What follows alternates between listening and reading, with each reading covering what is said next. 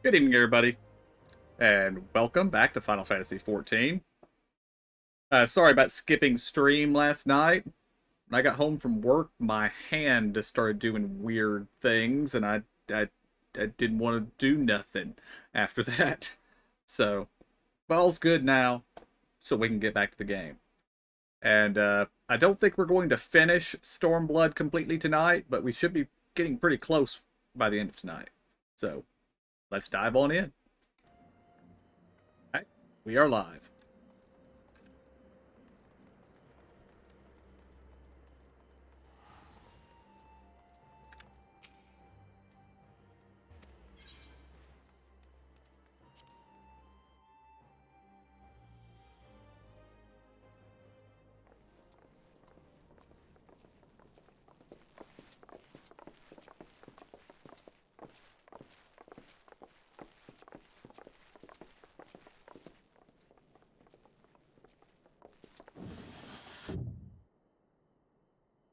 Lise, what brings you here?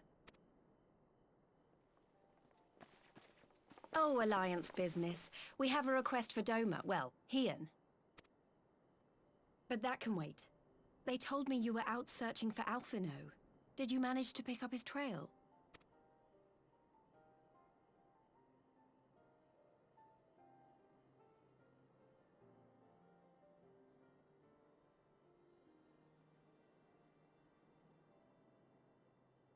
Well, if he wasn't at the crash site, he might still have escaped. We have to keep searching. And we will. Alphino embarked on this journey as an emissary of Doma, and I hold myself responsible for his safe return. I will have our shinobi in the provinces search for him as a matter of urgency. Chin up, Alize.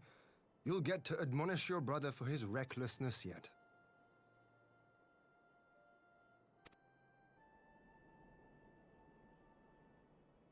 Well, someone has to do it.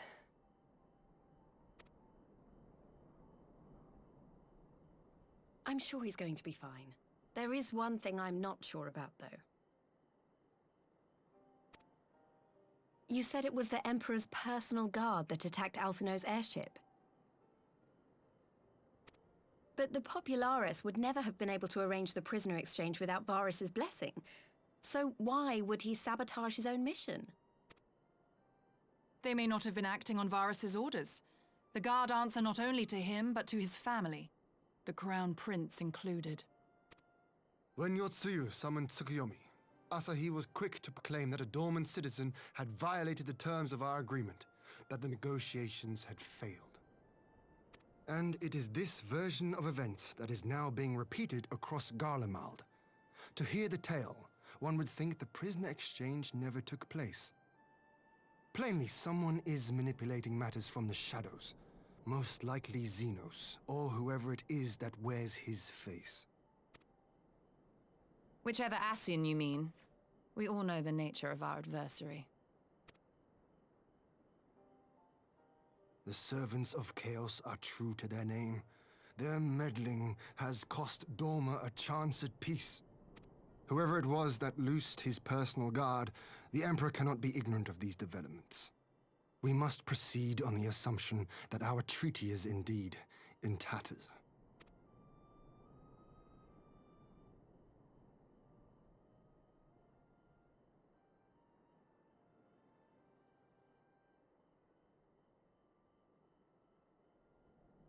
But come, Lise. You have journeyed far. Let me hear your petition. Right. So the big news is that Alamigo has agreed to join the Eorzean Alliance.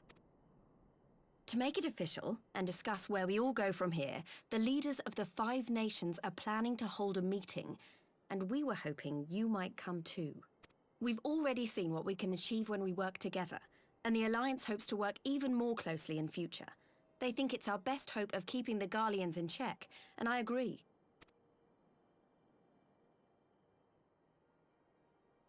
As do I. By coordinating our efforts in the east and west, we may be able to discourage them from committing their forces to a single front. I accept your invitation. I must, however, ask for time to attend to some pressing matters here. In light of recent events, the risk of Imperial reprisals is greater than ever, and I would not leave Dorma unguarded. Ere I depart, I must shore up her defenses. Understood. I'll let the Alliance know. We'll wait to hear from you before setting a date. The meeting's to be held at the Royal Palace in Alamigo, incidentally. Do you remember the way? Well enough. Please assure my hosts that I will not keep them waiting any longer than I have to. Consider it done. And thank you for agreeing to come. If we all put our heads together, we're sure to find the best way forward. For everyone.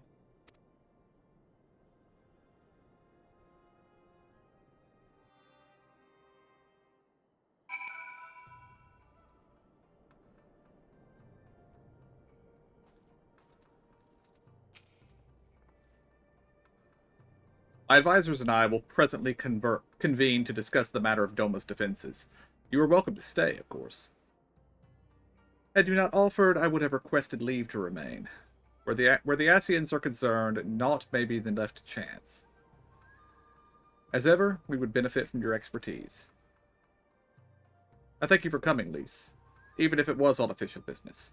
I had hoped there might be time to show you the land you helped save, but I will settle for a fleeting visit if needs must. There never does seem to be enough time for anything, does there? But I did get to see a little of the Enclave. You've made excellent progress. You made excellent progress, I must say. And soon, you'll have the chance to see how we're getting on, too. Till the meeting, then. I was wondering if we might have a word before we go, in private. Go on, my friend. I will send Hakuro and the others in the meantime.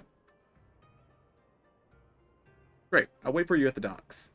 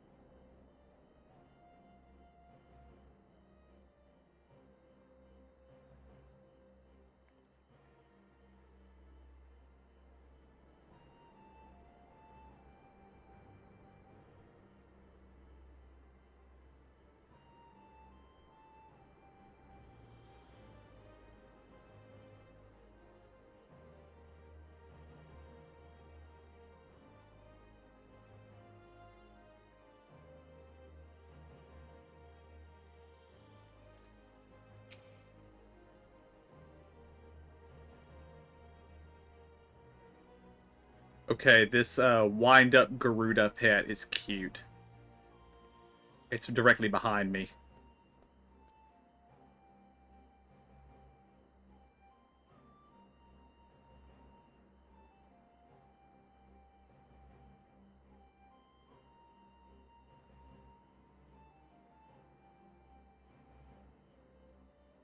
I don't see one. The pet for Floridan water. Oh, on the shoulder, that's why.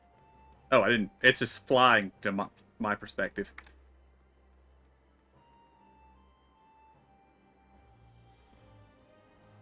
It is cute.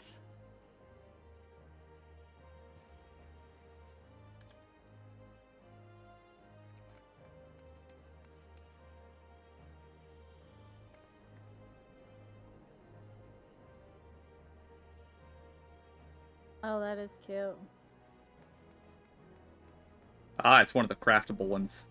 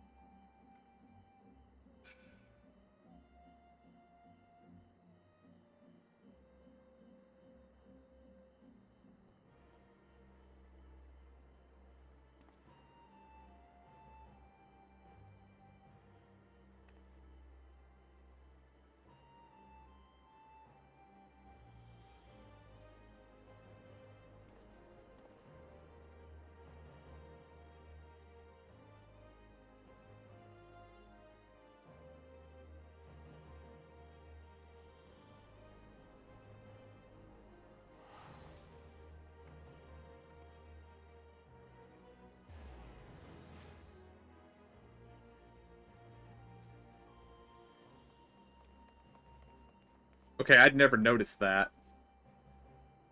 While KJ was still in the building back there, we did not have access to Limit Break. The moment he came outside, the bar appeared. Oh, interesting.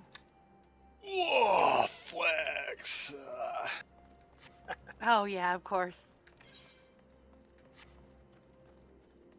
Okay, where's this pet you guys are talking about that's craftable? If the guy's still there, it's over here by the entrance.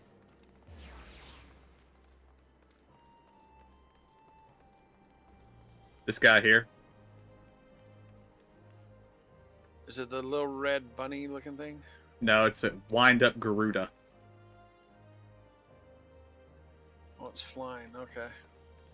Level 60 weavers make it from some materials that drop from Garuda on hard, I believe.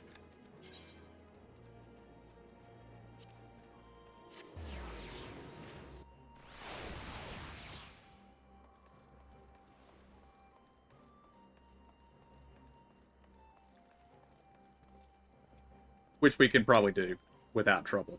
Actually, we could probably sleepwalk it. They said level 60? Level 60 weavers. Requires Garuda's feather, which drops on hard. I don't know where you get the pattern for it, though. Unless it Yeah, just... I wonder if you have to get a special pattern.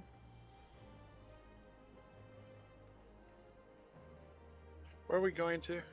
The docks. Requires Master Weaver 3, which is one of the mastery books.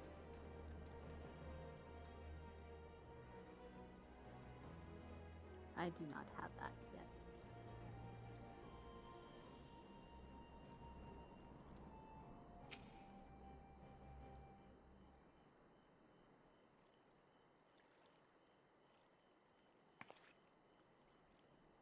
Thanks for coming.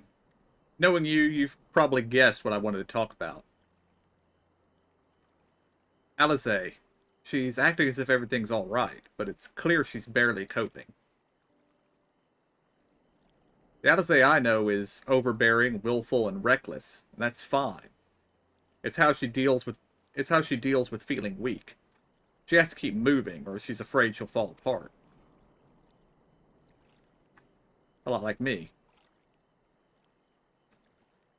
But the thing about people like us is that we need someone to keep an eye on us. I had Papalimo, and now I have my friends in the Resistance, and Alize has you in the Scions. Before you start, I'm not saying you're neglecting her. I'm sure you aren't, and I'm sure you won't. But she's a good friend, and when I see her like this, I can't help worrying. So please make sure you give her all the support she needs, alright?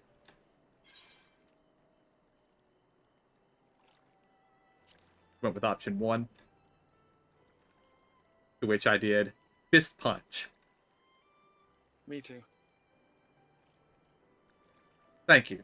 It goes without saying, but if there's anything I can do, you need only ask. Well, I best be off. See you in Alamigo. Where do you find out if you got that Mastery 3? It's a book that has a bunch of recipes in it, so...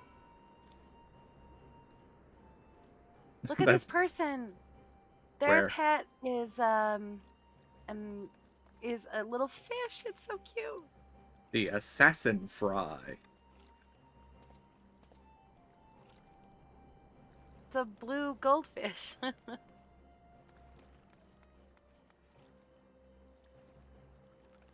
Is a minion obtained from desynthesizing Ninja Beta. Damn. Which is seafood. So...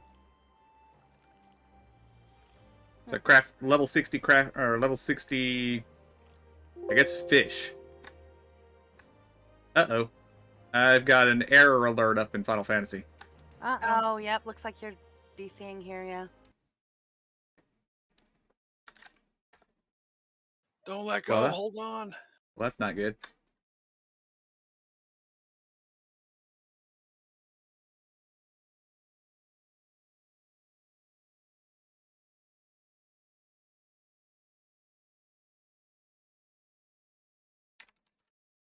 He gone. Uh-oh. Oh yeah, I'm gone. Yeah.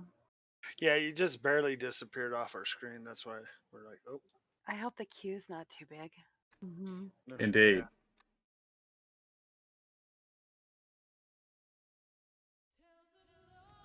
Hey, Jay, when you go to your crafting stuff, there's the one that looks like a bag with a star on it. Under recipe level. Okay, hold on.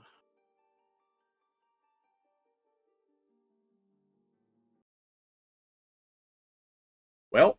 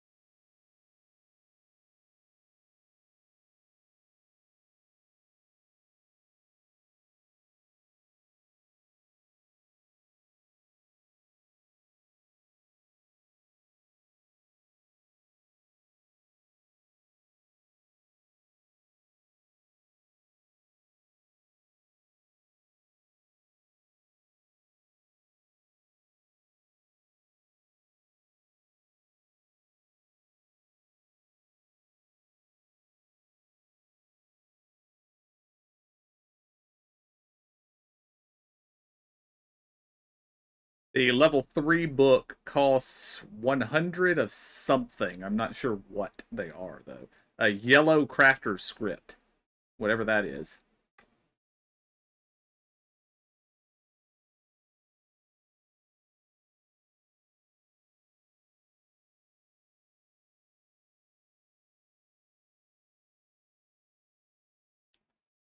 And there's 2,000 people in the queue.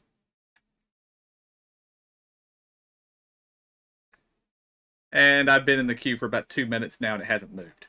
So.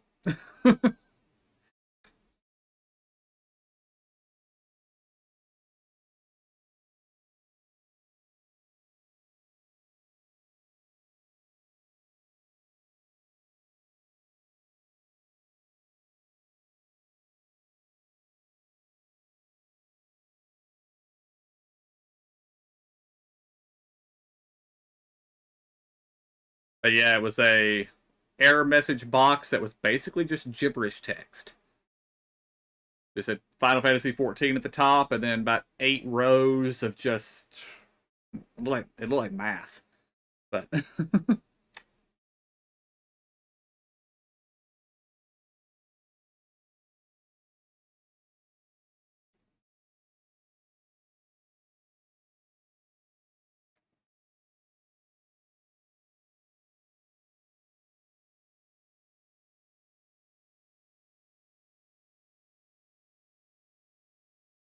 well, if you guys want to go on about your business while I wait on the queue, I guess.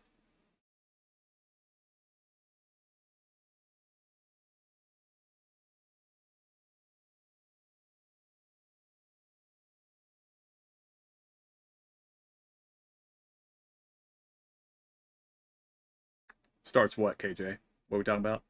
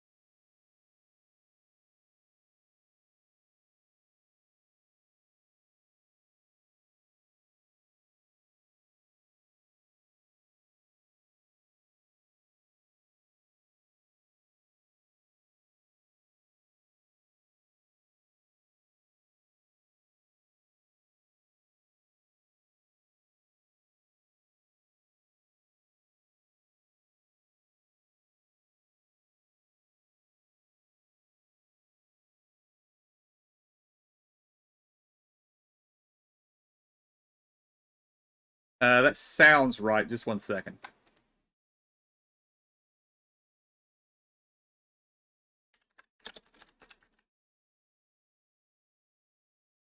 Although you've unlocked the level 1 books, you can buy those in, yeah, outside the Waking Sands, yeah. But yes, you do have to do tooling around. Once you do that, it unlocks Talon as a vendor. I assume Talon is the one you're trying to talk to. Yeah. Although Talon only sells, looks like level 1 and level 2.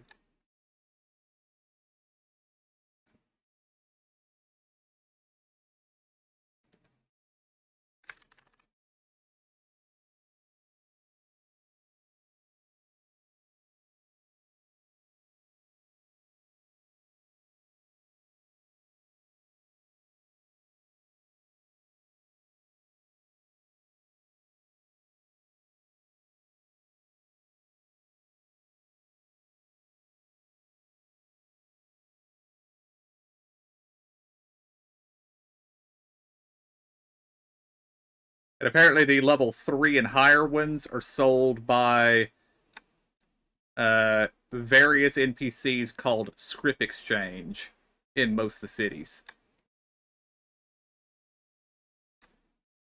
There's one in Gridania, one in Idleyshire, one in Limsa, Mordana. But they all cost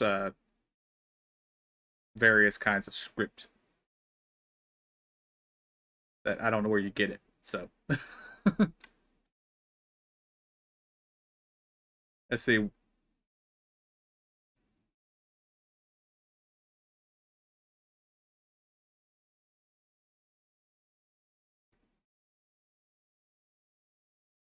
Apparently there's something you can do. Oh, it's probably some kind of turn-in quest for Rowena and her people in Idleyshire.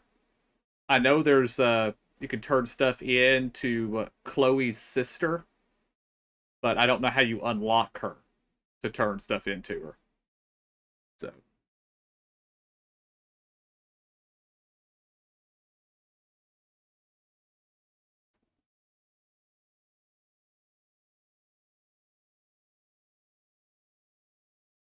But basically it says White Crafter's script, which is what it's saying the ones in the cities will pay for this. This is a currency paid to disciples of the hand by Rowena's House of Splendors in exchange for services rendered. So.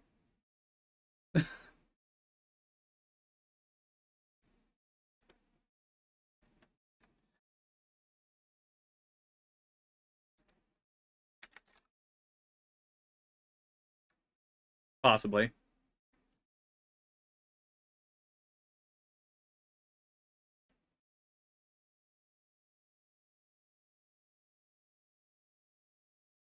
Lots of stuff to do.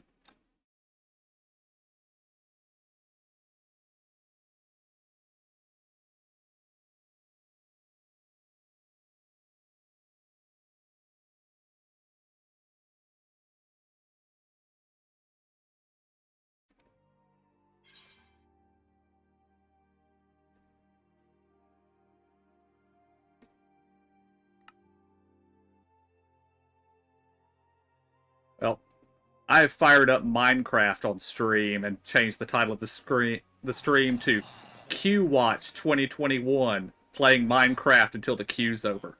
Nice.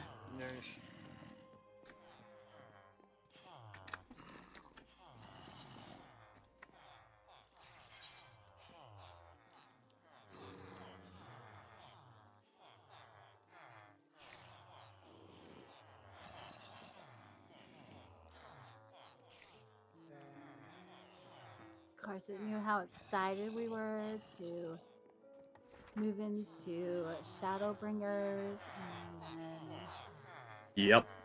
Yep. Well, guys, welcome to my new Minecraft world that I made for 1.18. You haven't seen it yet. Because I was planning on making YouTube videos about it, but just haven't had time to do anything. Haven't had time to edit any of the stuff together. But, this is the village that I have seized control of. And my, villager it's containment storming unit. up here. Showers up here in Idleyshire.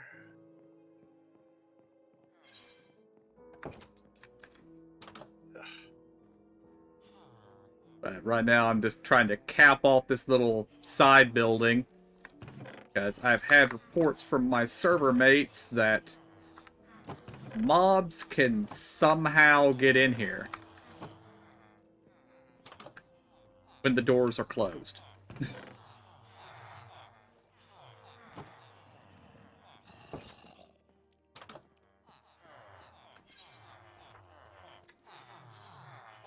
So I can now trade collectibles to Rowana's house and Splendors in Idleyshire.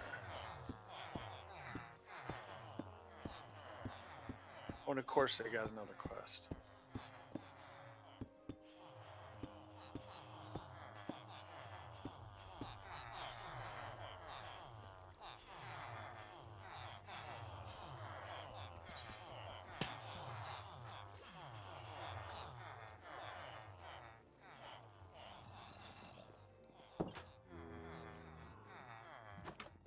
Oh, there you are. Mm-hmm.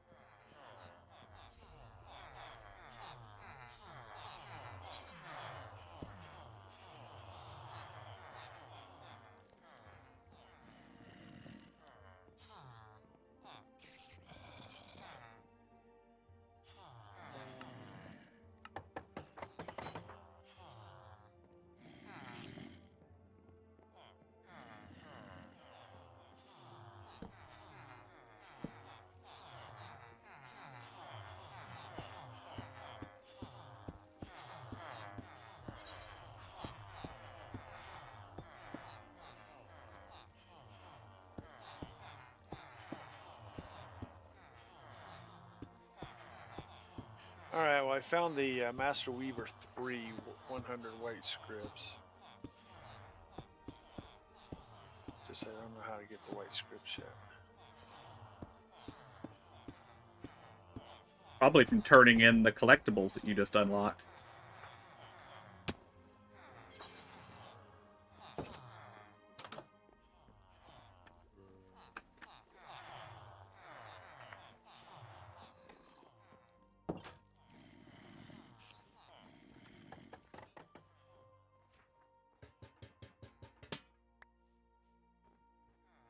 I've been dismantling this, this village piece by piece.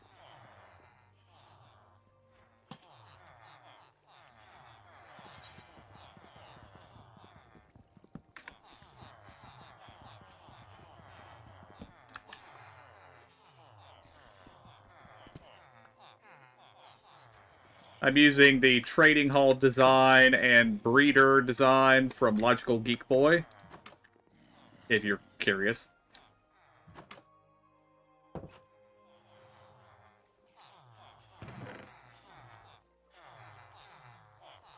Alright.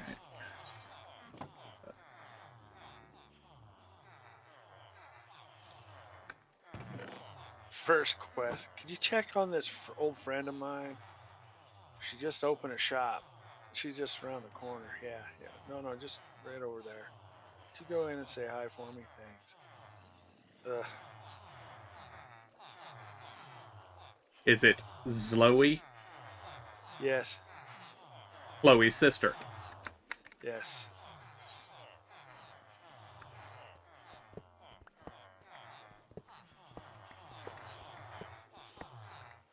Speaking of which, we could actually probably do most of the stuff in Chloe's books now. in the event we ever want to do those for XP.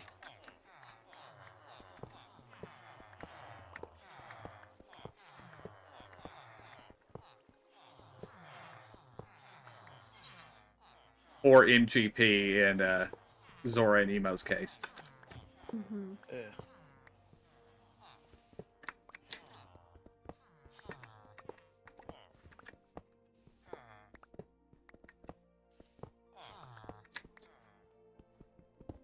I don't think I need these guys anymore. So you guys are free.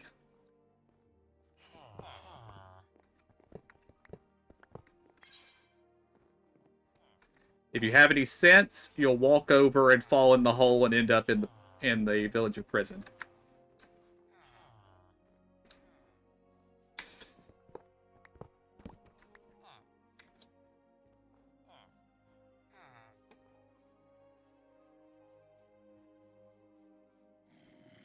Of course, they're villagers, so I know they're not actually going to do that.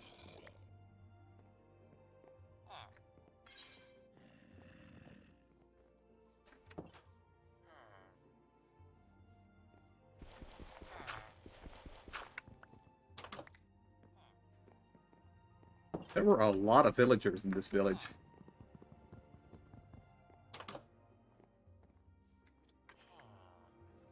From what I'm understanding, it looks like the best way to collect the white scripts are from working on the collectible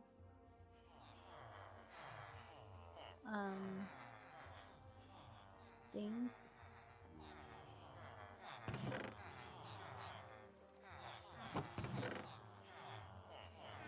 So that's, I think that has to do with like the things that are rarefied or whatever, and the crafting and gathering. Yeah, I think that is right. Yeah.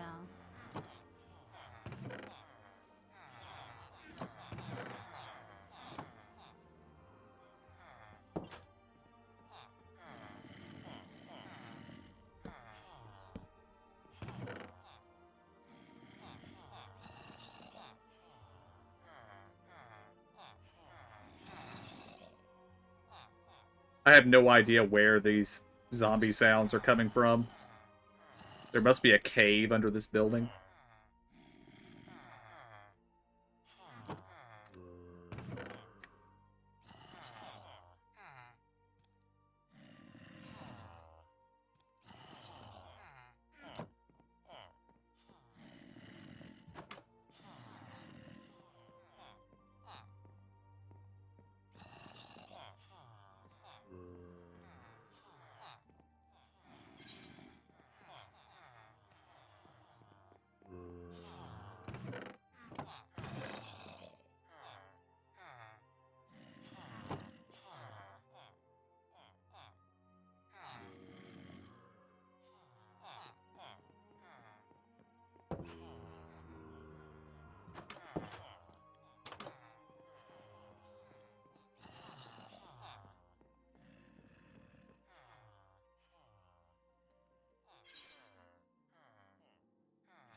Q looking like down to Q is down to 1400.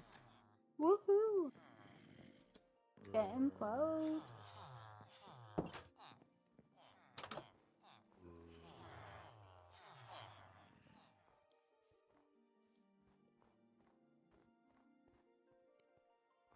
Alright, the thing that I have been working on is that I need more iron. Although, I did just throw a bunch of iron in here, so maybe I don't actually need all that much iron now.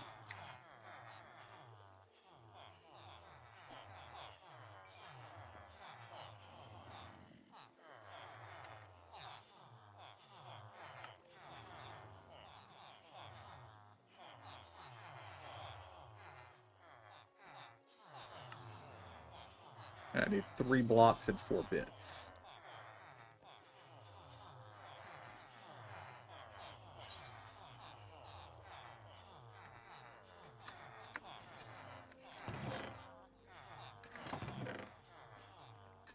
Yeah, we can make an anvil.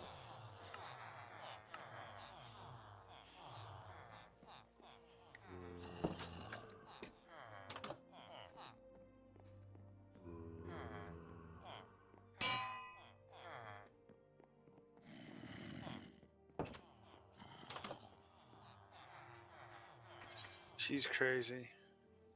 All she's eating is pineapple juice. Huh? You got to do the quest with those Zoe here. Alright. She's talking about where does all the food come from and all this. Pineapples, pineapple juice. That's all Zoe needs. I'm like, oh, you're the world that hurt, kid.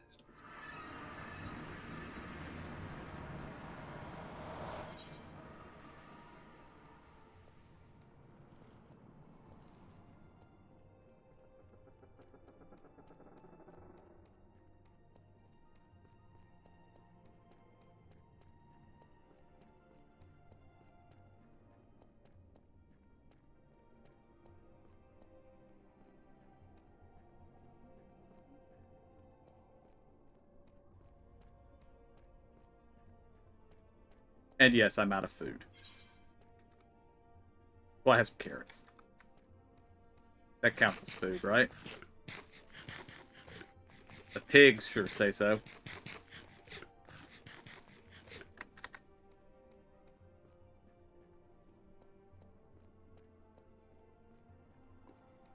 Be a little careful going through here because I do not have any gold now.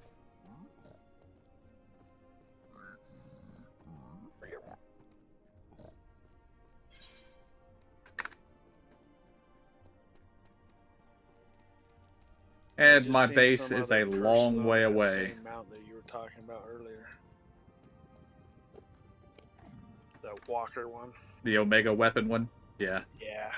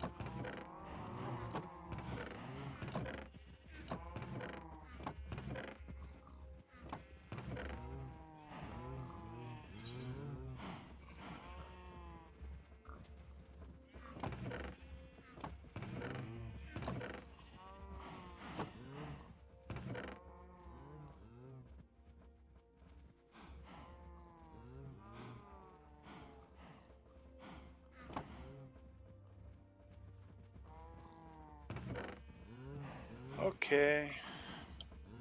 I'm seeing this. So when you're looking in your regular stuff to make something, you look on you look on her to see what's being traded in for today. And like one of the first things of at 50 to 60th level is the rarefied rainbow ribbon. It is a 52nd level item, but it will have a little yellow box on it, which means it's the rarefied one.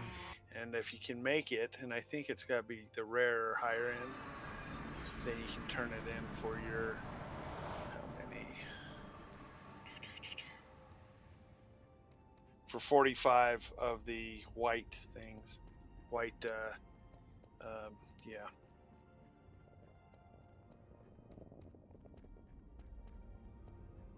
I can't remember what that's called. I'm looking at one right now. A crafter's script. Script, yeah, the white crafter script.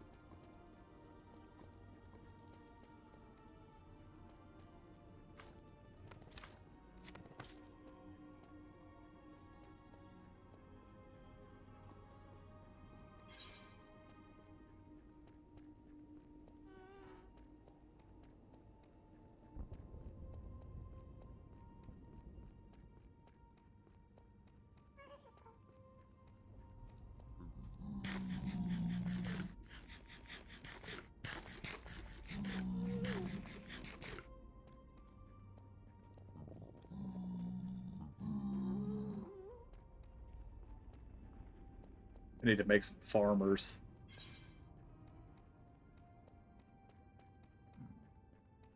Just so I can get some golden carrots or something.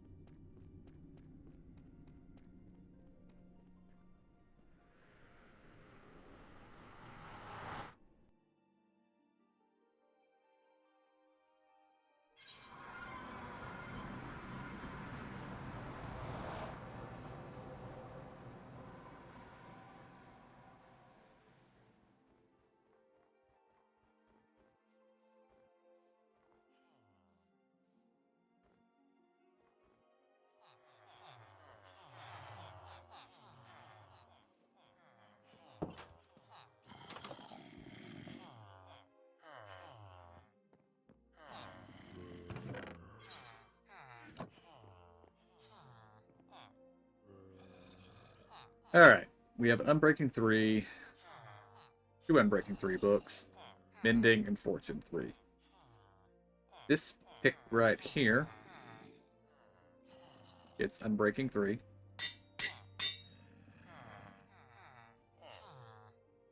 And I can't afford to put Fortune on it.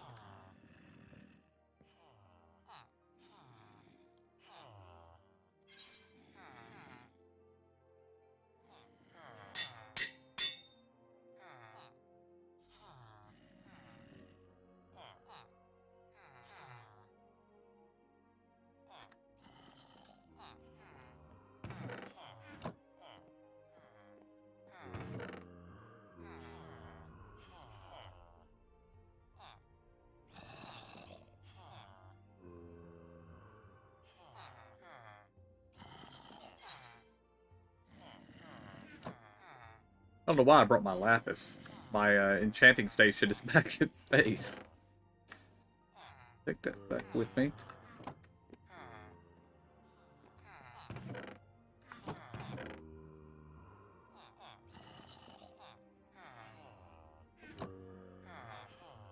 And all of you are maxed out, right? Yep.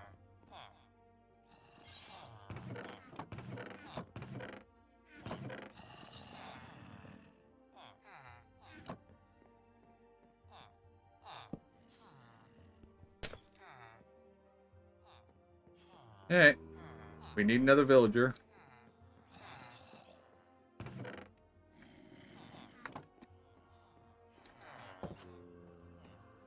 No, it's nighttime. That's not good.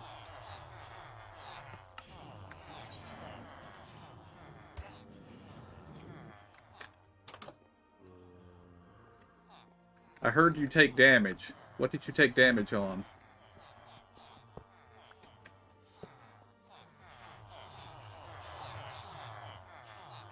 That block right there might need to be glass.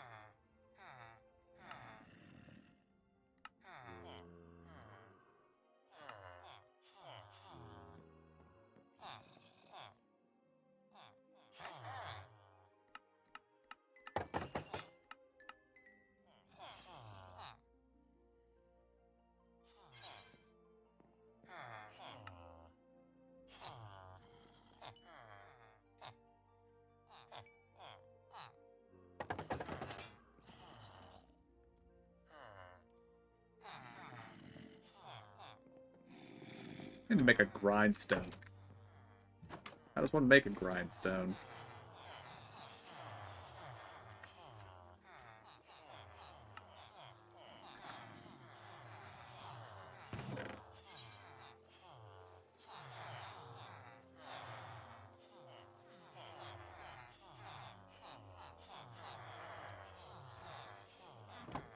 Did it go down anymore? 972. That's not bad. Yeah, probably another 10 to 15 minutes. Hopefully. I haven't seen a 2002 error since the update a week or so back, so hopefully those don't happen anymore. Yeah.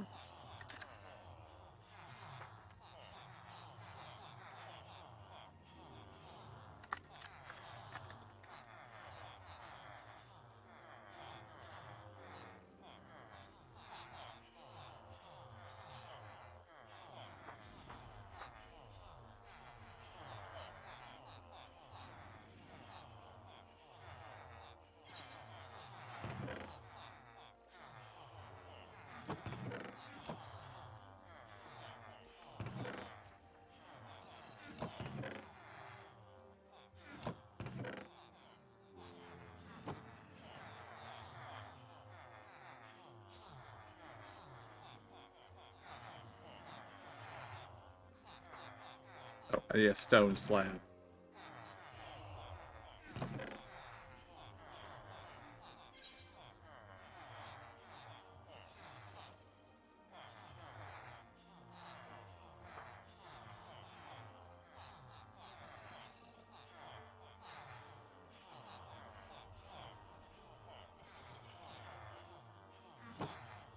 And it is quite literally a stone slab.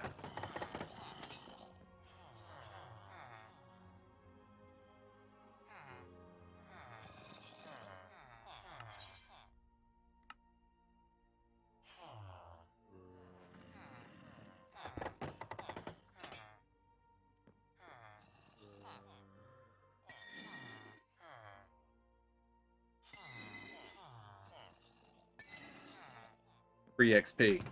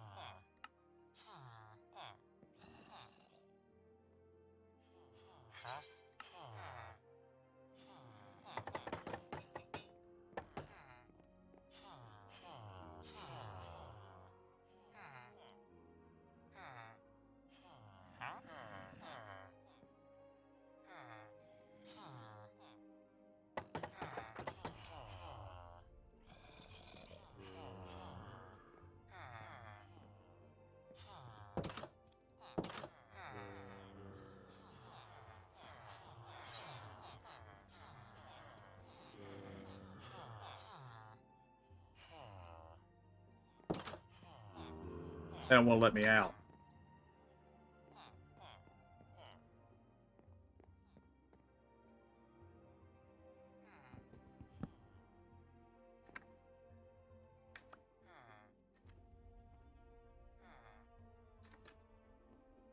Oh, some mobs could be spawning down here.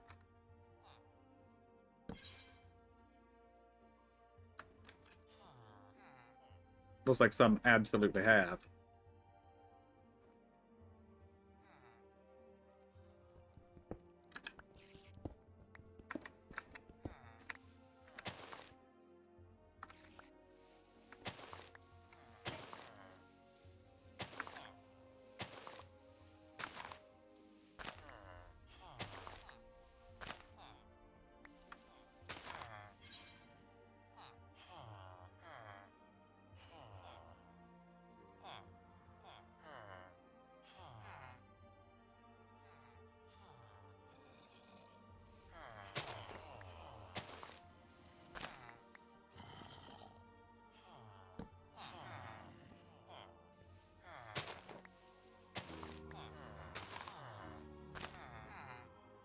Hello, Creeper. I see you.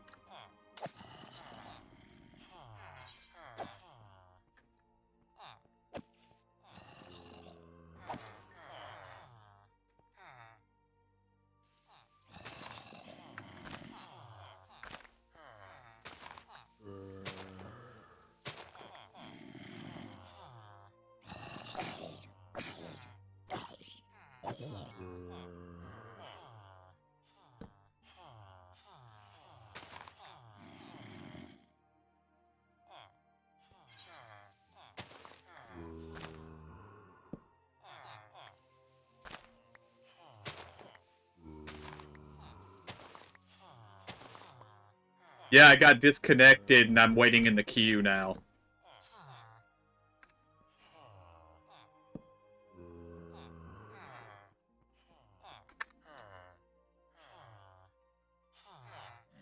That's alright. It should be almost done now, I think. 600 left. So maybe 10 minutes more. Maybe 15.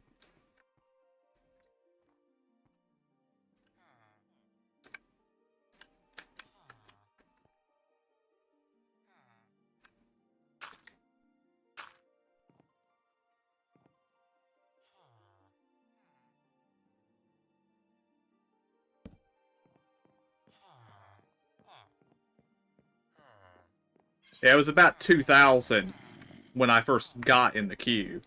But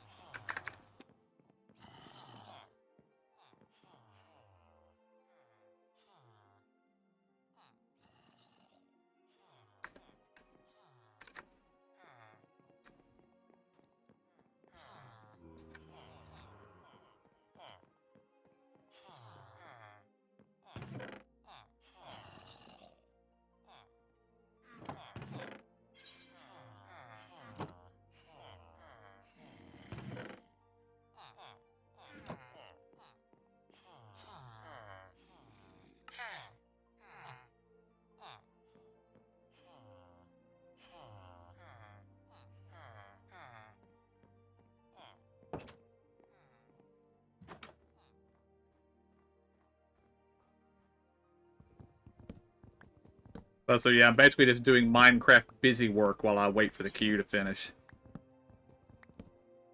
Which is only slightly less interesting, or slightly more interesting than just watching the queue drop.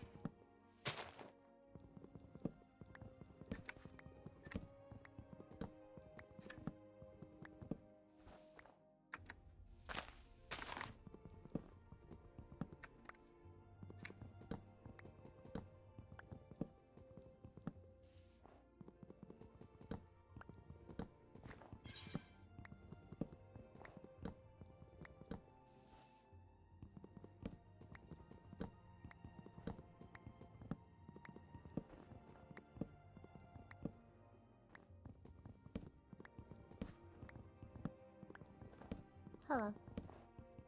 Hmm?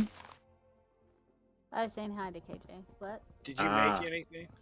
Not yet. I've been messing around. Who do you turn it into? Her right back here.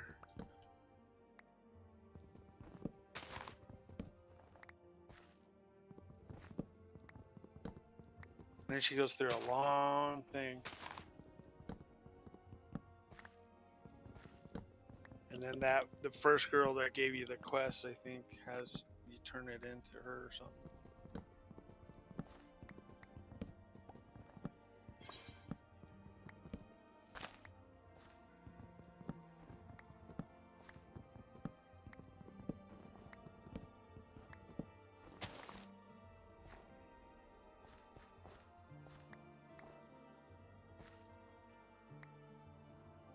Which one did you do?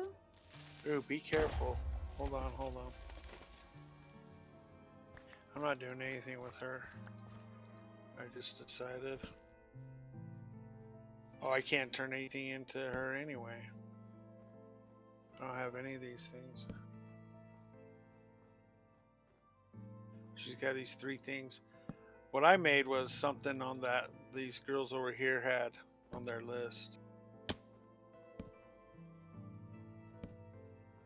over where? Hold on. Oh, I don't have room bag space. It won't let me trade it anyway. Because it won't let me trade it because it's the high-end quality. Okay, it's this way. Hold on, let me see if I can sell some stuff. Okay. The Dolmen reconstruction has reset if you filled out your quota last week.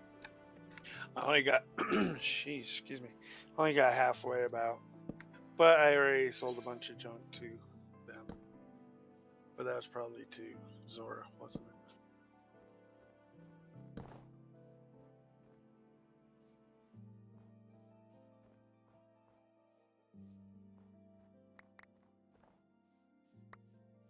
All right.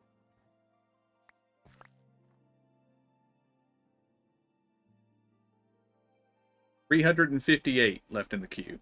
Woo. Nice. Okay, this one right here, the one I'm talking, the appraiser. Oh, I opened up the 0 to 60, and midway down it says Rarefield Rainbow Ribbon. And I actually made 2 of them. And I don't know how to give it to her.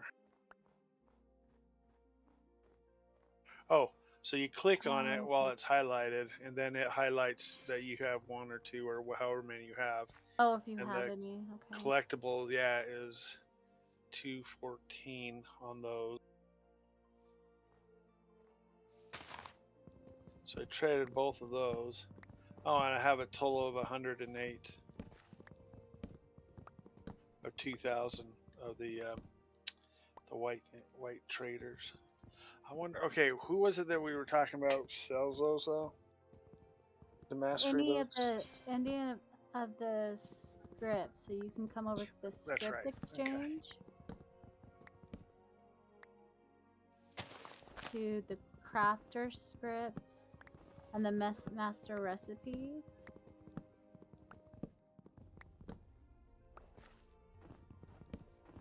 Then you can choose, and if you want to get find the one, that pet we were talking about, you want to go down to Master Weaver 3. Okay.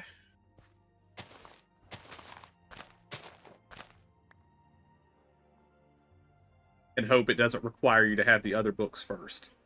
Yeah. Well, it just let me learn it. All right, then you're So probably I guess good. I'm gonna open it up.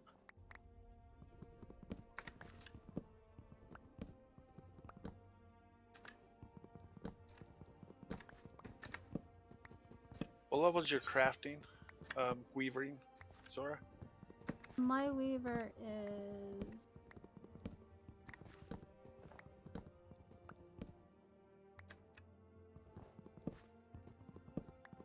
my weaver 68.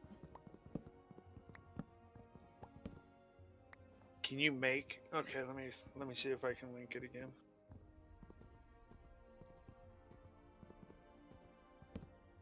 Can you make rainbow cloth, rainbow thread?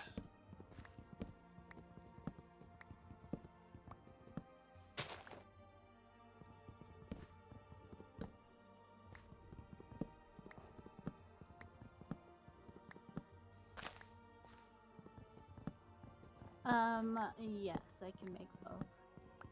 You can make those? Okay, can hold on make a second. Let me give you this guy. I made 2. Let me go make another one.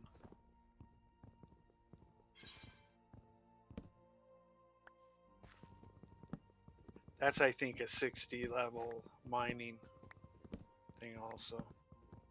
Go ahead and trade. Okay. Oh, do you have room? Sorry. Yes, I do. I cleaned it out a little bit. There's a bell here, right? There it is. I see it. Never mind. I need another basilisk mudstone or something like that, and I've got 3 of them left in there on my retainer. Well, I'm glad I didn't sell all my junk off.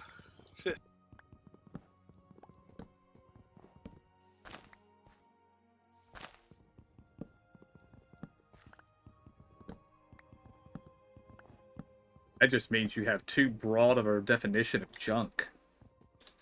True.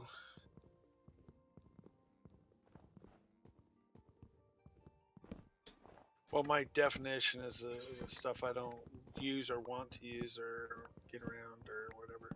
But email, you stay out of my bedroom or my workroom.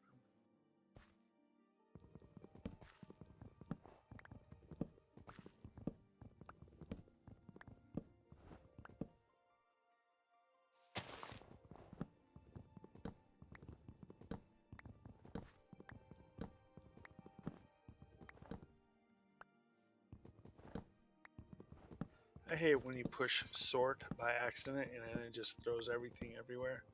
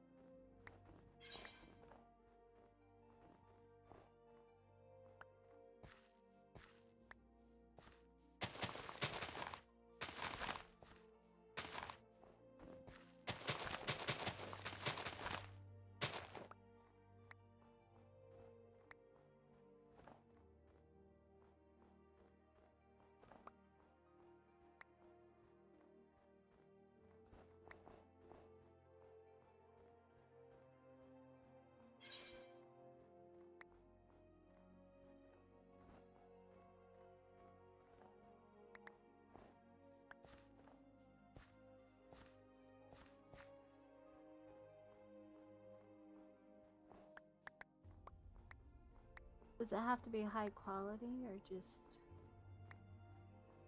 I think it does because it's rare. Mm-hmm. I would imagine that the high quality would just make you get more when you turned it in. Oh, that might be too. Because there was a number that was changing on the bottom as I was clicking it or finishing it. And the higher the quality, the bigger the number became. It was like, as I said, 214 for both of them.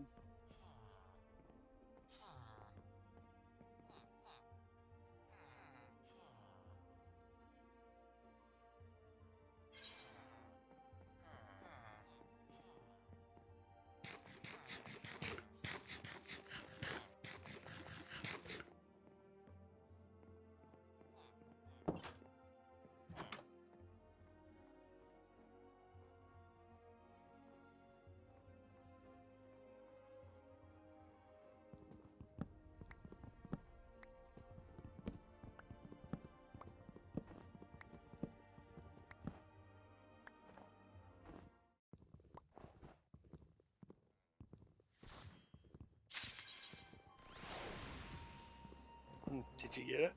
Sounds like the queue just popped. It says you logged in, yeah.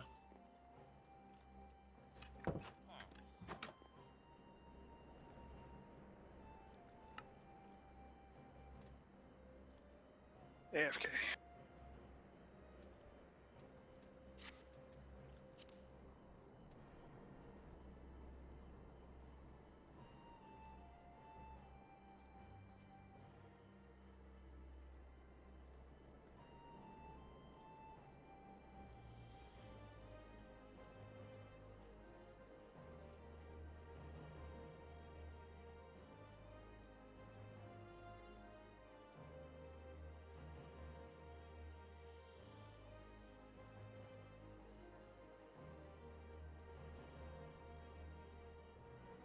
Good evening, everybody, and welcome back.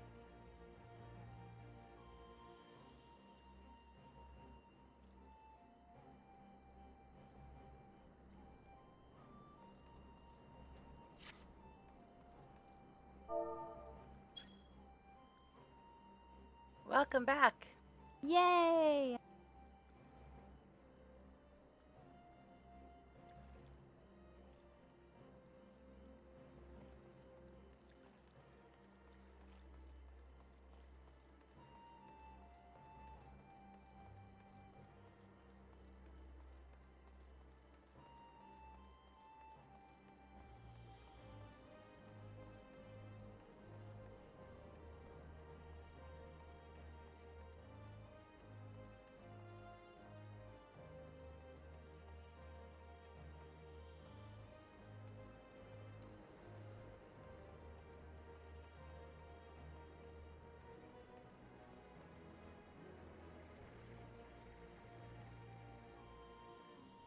That wasn't too bad of a queue, I guess.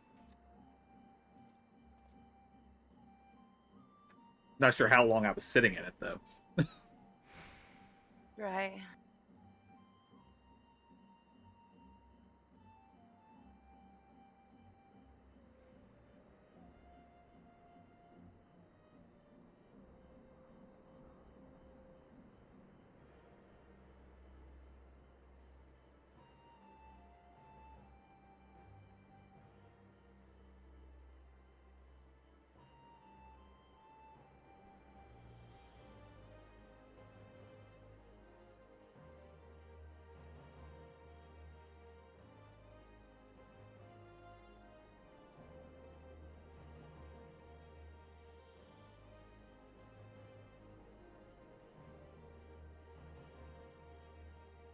While waiting for KJ to go back, I'm just scrolling through Discord and just saw a meme here. Netflix asks, "Hey, so I wanted to know if you're willing to sit through a 10-hour long movie?" And Mm. people respond with, "No, what are you thinking? Are you insane?"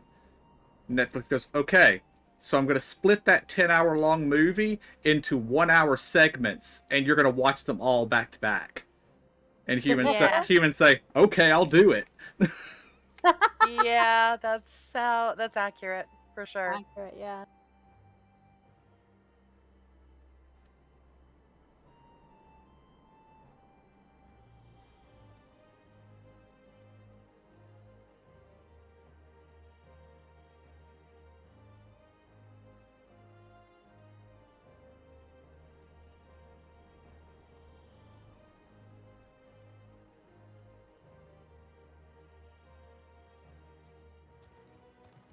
I'm back. Welcome back. Oh, am I supposed to open trade with you?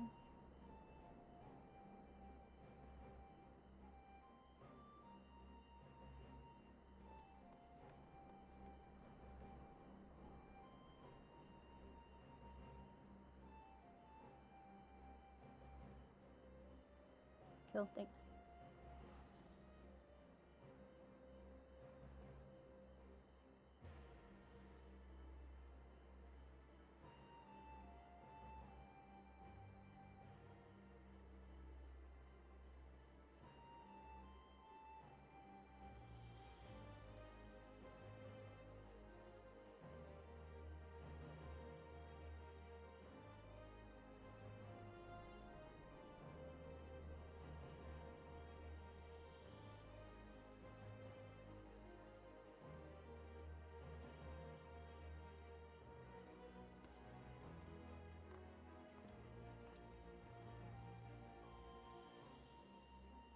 Holy shit.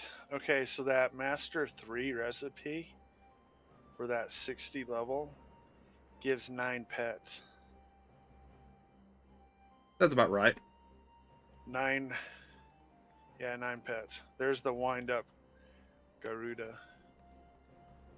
I would imagine there's an Ifrit, a Titan, and basically all of them.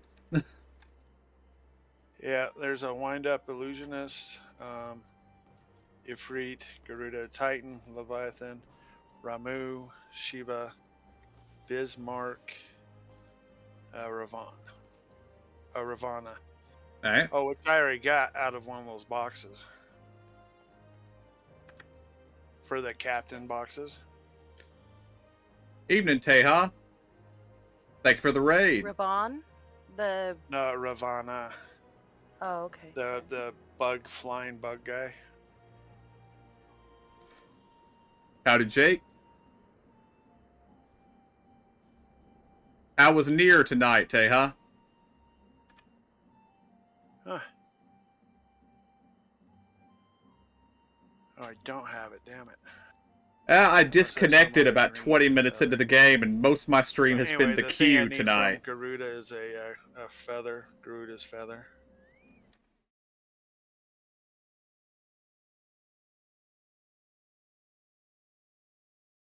But I'm back in now. Just waiting for the guildies to to get back to here, because they're all off doing other stuff now.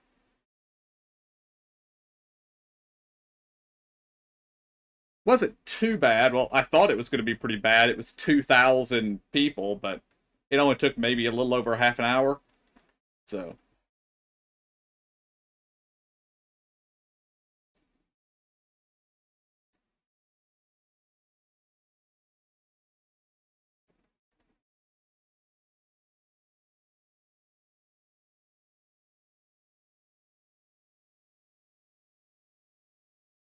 but yeah, our hope is to, well, I don't think we're going to finish Stormblood tonight, but we're going to be fairly close. We're about halfway through 4.4 right now.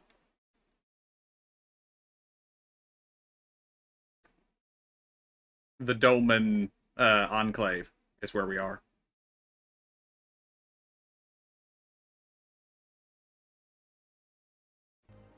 And this should stay up for you, Zora. Okay.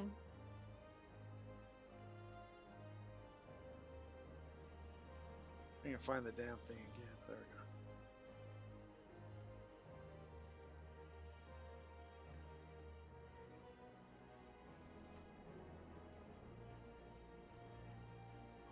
But yeah, while I've been waiting in the queue, they have been discovering crafting scripts and mastery crafting books. So,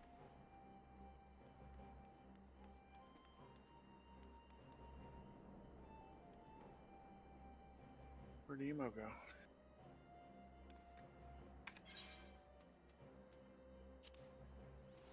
she appears to be out in the Ruby Sea doing something.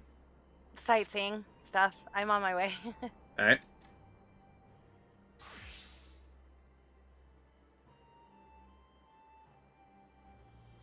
I very much enjoy the crafting and gathering in Final Fantasy XIV. I just haven't had the time to actually dive into it very much.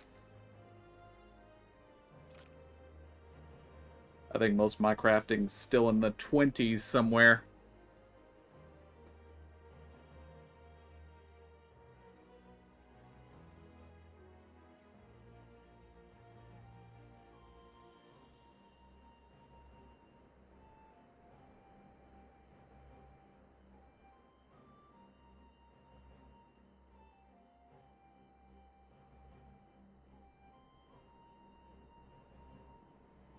Bag space is something I do not have.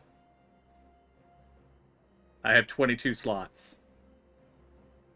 All my retainers are full, my chocobo bags are full.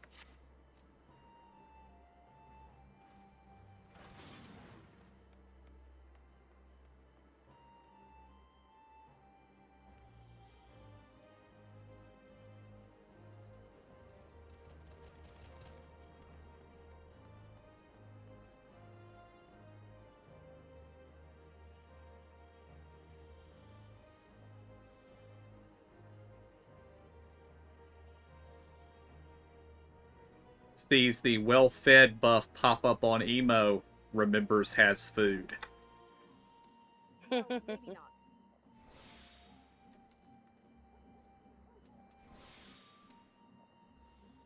Probably the first time I've eaten food in this game in 3 weeks.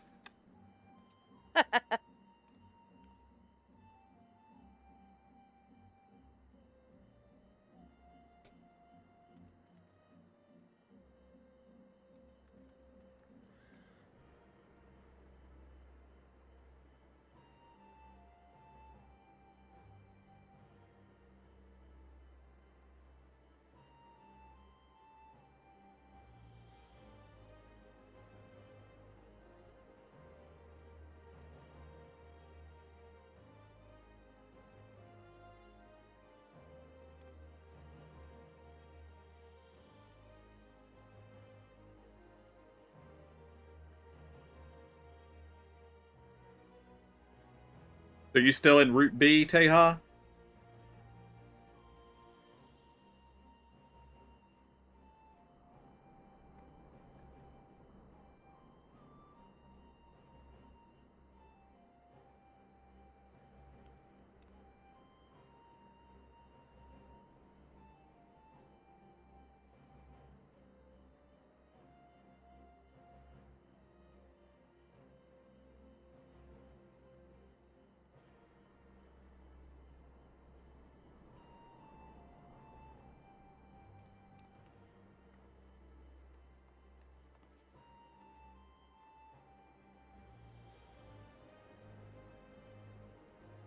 Gotcha.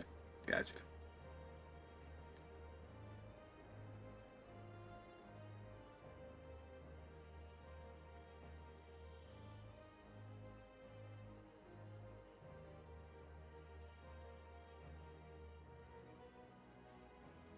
I really need to get back and finish up the last few things I have to do in Nier, but haven't gotten around to it yet.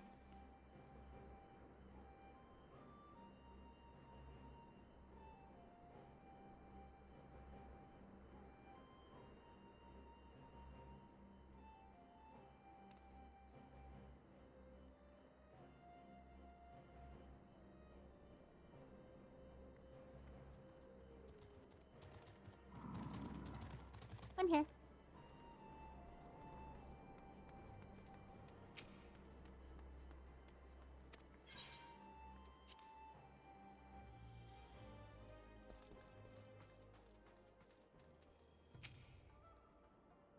Ah, there you are, my friend. Everyone has assembled, so let us begin.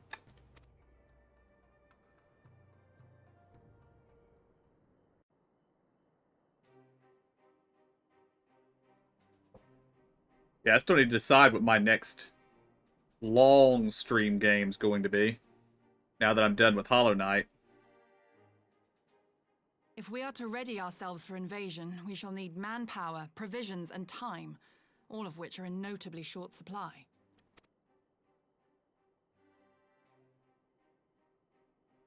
Candid as ever, Yugiri, and correct, I concede.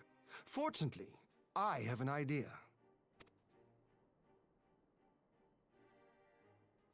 'Tis plain no single nation can stand against the might of the Empire. And it was only with the aid of others that Dorma succeeded in winning her freedom.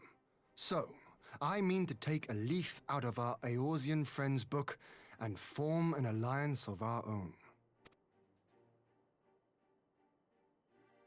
In addition to those with whom we already share an understanding, I would reach out to Hingashi and Suinosato, and further afield to the myriad peoples of Nangsha and Dalmasca. I am under no illusion. Not all will answer the call. Yet disparate though we may be, we are united in our desire for freedom. If our neighbors could be made to see what is at stake, Asian machinations and all, cooperation need not be so far-fetched a notion. I really like the way Hien is written and acted. It may even seem practical. Under the guidance of our former leader, Master Louis Soir, we once strove to unite the fractious city-states of Eorzea. I dare say that experience shall be of use in your endeavor. We should be glad of your wisdom. For the record, I would have been in favor of this plan even if it hadn't been my grandfather's, but I have to ask, how will we secure the time to carry it out? Not that anyone has forgotten, but the Garleans have airships. Lots and lots of airships. Should they catch wind of our plan, they could send an armada to overwhelm us before our alliance had even begun to take shape. Not if we deny them access to the skies. During our time in the Burn, the Warrior of Light and I chanced upon some Allagan ruins. Oh? As such ruins go, they were not particularly unusual. But something about the surrounding land struck me as odd. Faint though it was, its ethereal residue was uncannily similar to that of Azizlar. Identical, in fact. For locations so far removed to share a single etheric signature is all but impossible. I conclude, therefore, that the Allagans created the floating continent with land taken from the Burn. While that is a most intriguing theory, I fail to see what relevance it has to Dorma's defense. Azizlar was enclosed in a powerful energy barrier, impenetrable even to an Agrius-class battleship. It occurred to me that those ruins may have enjoyed similar protection. I have no proof, but the Warrior of Light did report seeing a structure resembling other known Allagan field generators.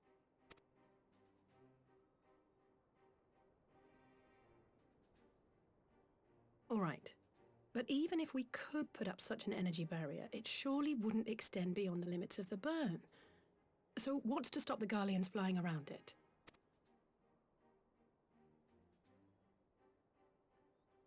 Fuel. The Dalmascan capital, Rabanasta, was a key imperial refueling point in the east. By laying waste to it as a lesson to the rest, the Empire greatly hindered its own operations in the region. If an imperial fleet were to advance upon Doma, it would now have little choice but to travel, as the crow flies, over the burn. I see. A word of caution. Even assuming the generator still functions, raising a barrier of such a scale will require a prodigious amount of energy. And few places are so bereft of suitable crystals as the burn.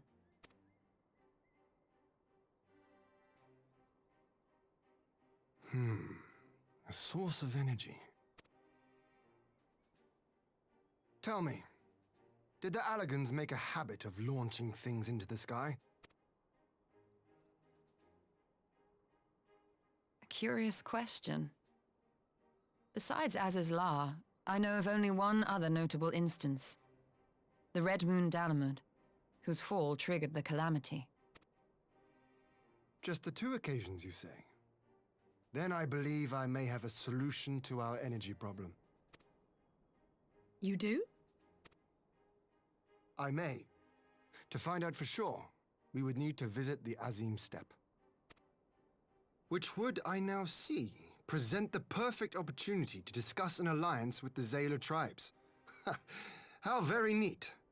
What say you then? Shall we see whither this road leads?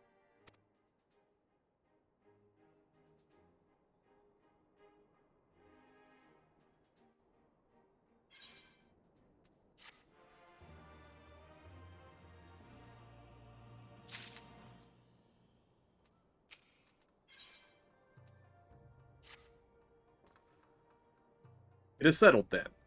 I will journey to the Azim Steppe with the Scions. Yugiri and Hakaro, I leave our other neighbors to you.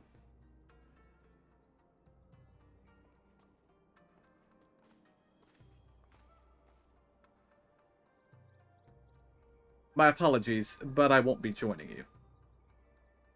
I am no aetherologist, and what skills I do possess are unlikely to be of any great use to this mission. More importantly, it seems to me that the ruins and the burn warrant attention. And so, while you are away securing an energy source, I will engage our friends at Garland Ironworks to undertake a complete overhaul of the field generators. We'll need them in good working order if our plan is to succeed. I trust there are no objections.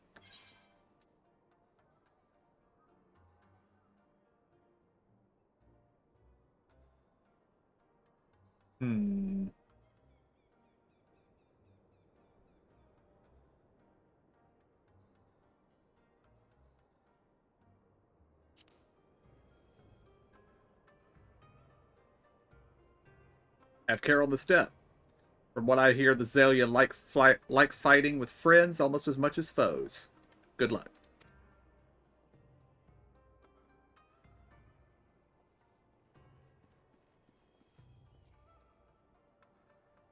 Just the 3 of us, then. Very well. Shall we make first for reunion?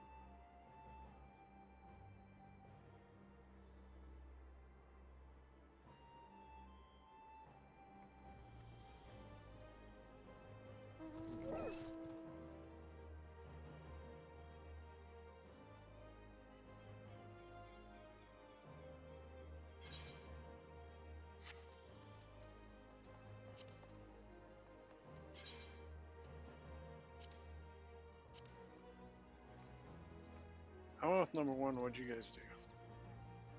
I went with option 1. Okay. I was just checking to see if it's actually 4 or she joins us. But that'd probably just piss her off, telling her to get touch her to do it. Mm-hmm. And I'm out. Oh, man.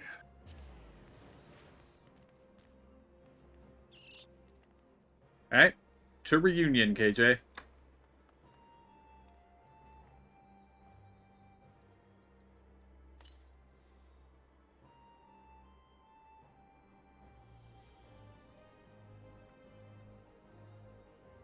Okay, where's reunion? Why can't I find the damn thing? Azim step.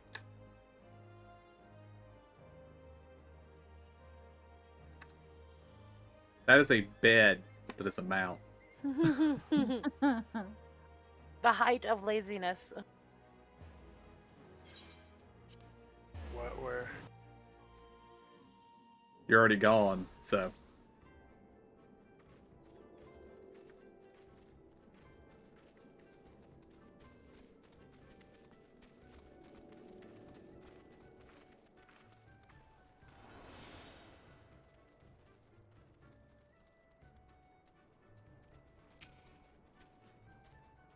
So this is the Azim step.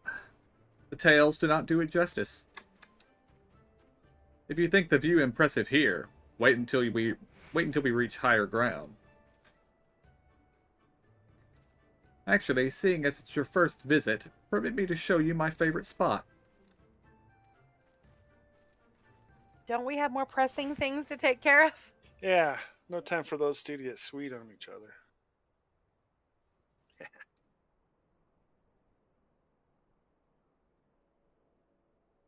Oh, isn't this his tribe's place? The one tribe? I will never This is where we tire of first this met him. vista. Yeah. The endless fields, the boundless skies. 'Tis a sight to make a man forget his cares. But not his purpose, I trust. Might this be a fitting moment to tell us what we are doing here?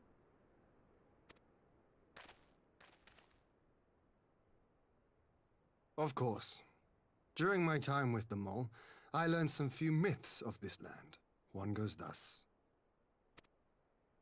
In the distant past, when all seemed doomed, a wayfaring soul came unto the steppe. Venturing into the northern crag, he received of Nama a sliver of her essence, a shard of the shining moon, and with it clove the tainted land from the earth. The end thus averted, to these fields did the wayfaring soul return, and venturing once more into the northern crag, he buried the shard, and made unto the heavens an offering of blood. A tainted land cloven from the earth and an offering of blood to the heavens. Azizlar and Dalamud. That was my thinking, yes.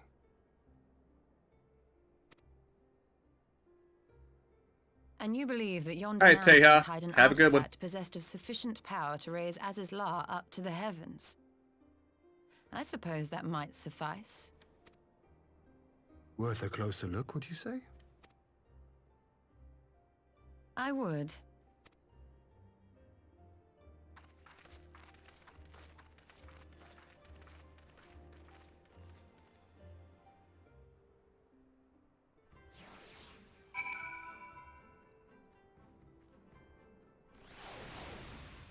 Well, I will admit that's not why I thought we were here. I thought we were here because the Dawn Throne over there is a floating chunk of rock. Yeah.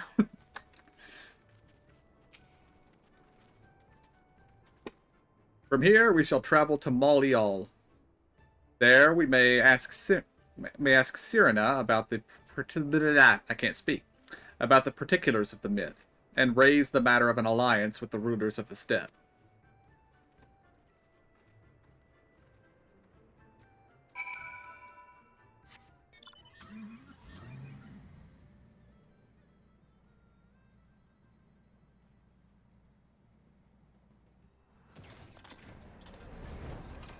Y'all managed to pretty much synchronize that.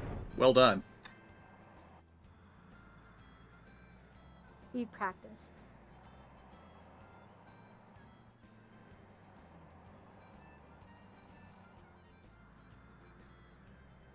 Yeah, you don't hear us over. You don't hear us, but over here it says, 1, 2, 3, really loud through the whole house.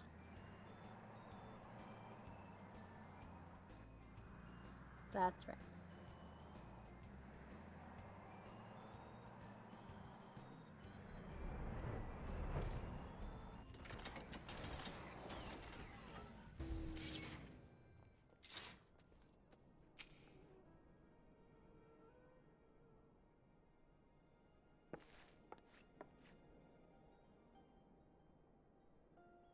I am glad of your visit, and the opportunity to welcome a new friend. How may we serve you? There is a matter I would discuss with the Mall. It concerns not only the peoples of the steppe, but of every land in the Far East.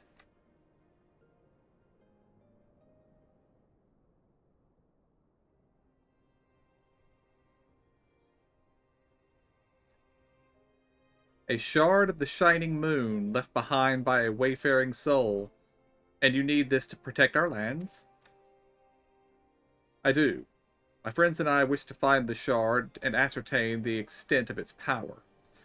Will you tell me more of the place where it lies buried? This northern crag?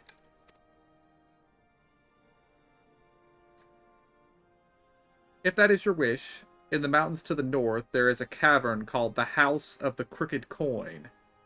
Inside the cavern are pillars of stone that legend holds to be the source of Nama's power. There, I believe you will find what you seek.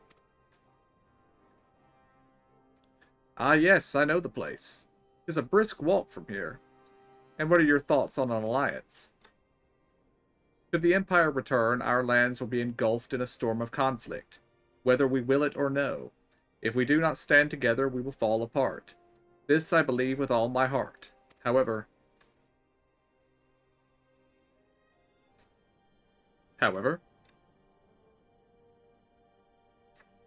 among the tribes of the steppe, there are those who revere Nama above all else. To them, the pillars are sacred and not to be disturbed. Should you proceed as you propose, such tribes are like to spurn an alliance, prompting others to follow their example. This is my concern. But it is by no means certain that the pillars will provide the power you seek. Ere you risk the ire of the followers of Nama, might you not first visit the House of the Crooked Coin? If all is as you hope, we may then consider how best to earn their blessing. I thank you for your counsel. We will do as you suggest. I have no desire to give offense to those with whom I would join hands. Thank you for your understanding. Though the Maul may reign over the steppe today, this decision will shape the days to come, and we would not force others into war against their will. Nor we. 100-fold stronger are those who choose to fight on their own accord.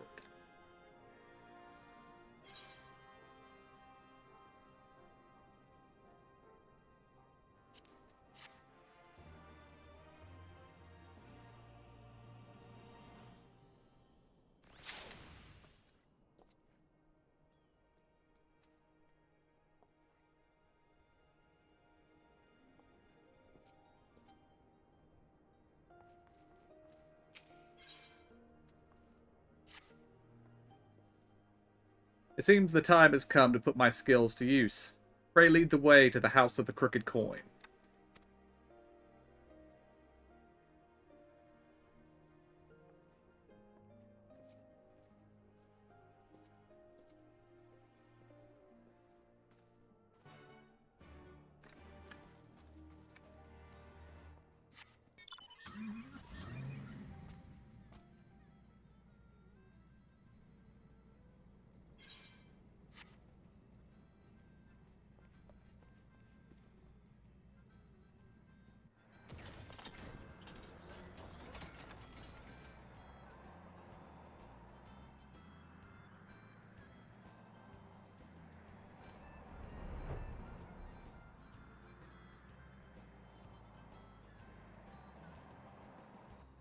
I know it's right there. I just want to check something.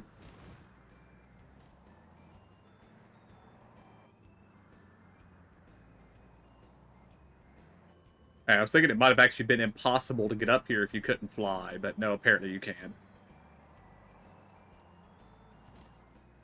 Look, there's the bed again. Indeed it was. The what? The flying bed. The bed mount was back there. Well, this is a very weird place.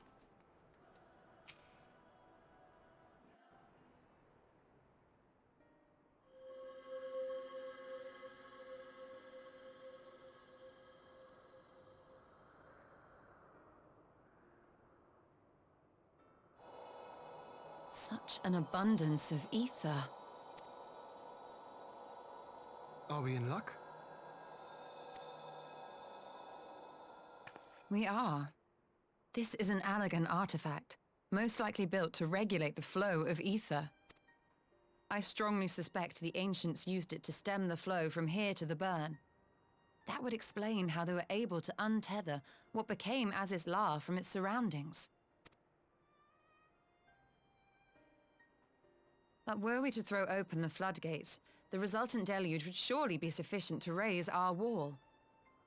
And in restoring the flow, we may also restore life to the wasteland.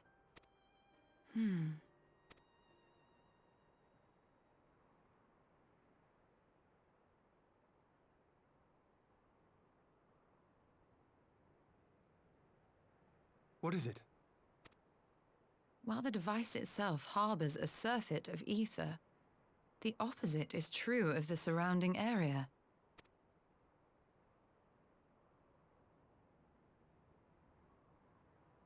An effect of regulation, perhaps. A similar phenomenon seemed to be occurring in Doma.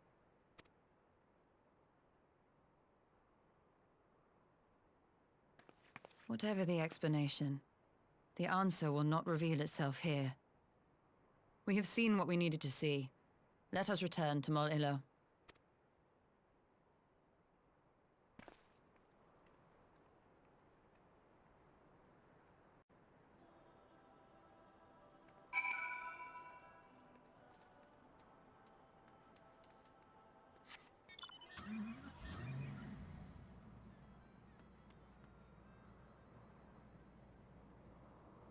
Well, note, we're getting a lot of fully voiced cutscenes here in these last couple of quests.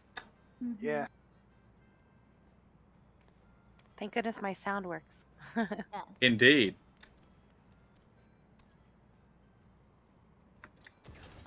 I will be right back. Alright.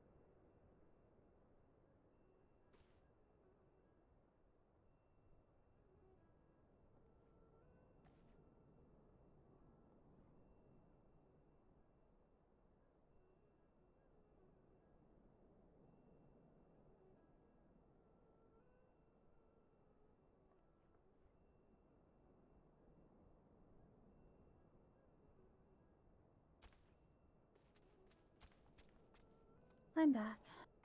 Welcome back. You found that which you seek, then? Great indeed is the Dusk Mother's power. If not less will suffice to protect our lands, the blessing of the other tribes must now be sought. Of course, but to which tribes should we appeal?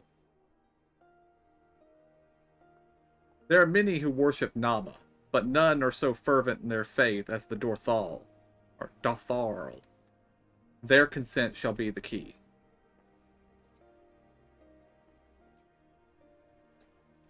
The Dotharl, least spoke of them, a warlike tribe possessed of unique customs and beliefs. I sense their cooperation will not be easily won. Nay, but it will be well worth the effort. The Dortharl fear nothing, death least of all, and our alliance would be greatly strengthened by their presence. Let us go see Dorthal Ka. Let us go to Dorthal Ka and treat with their Kutan, Sadhu.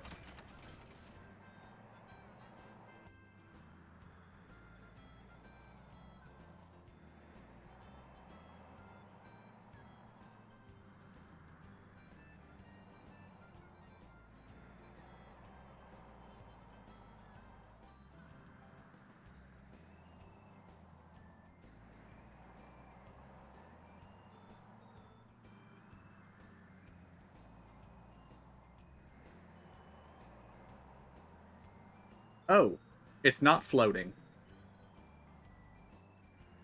There is it is on a base.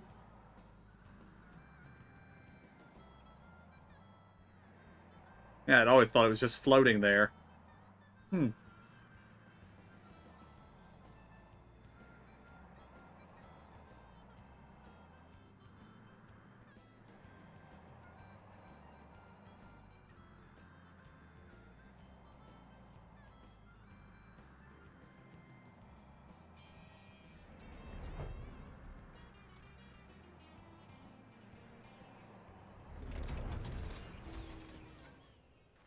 Ah, yes, old crazy eyes.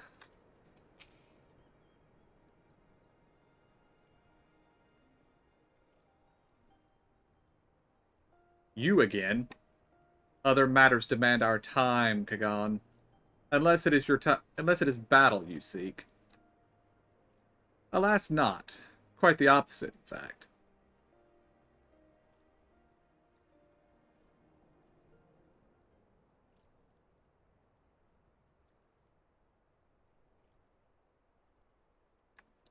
Talking, always talking.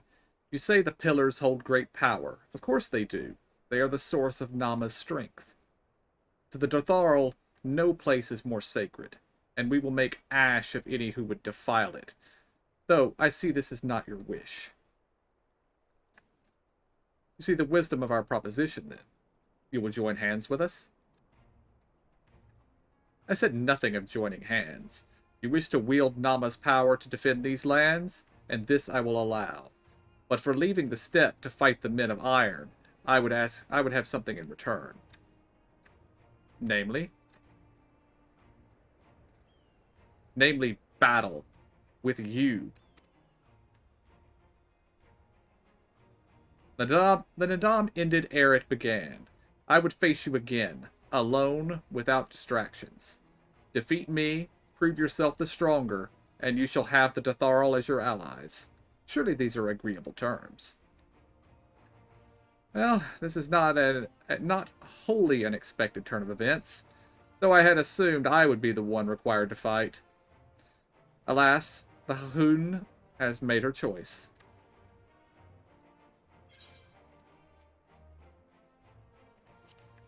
Option 1.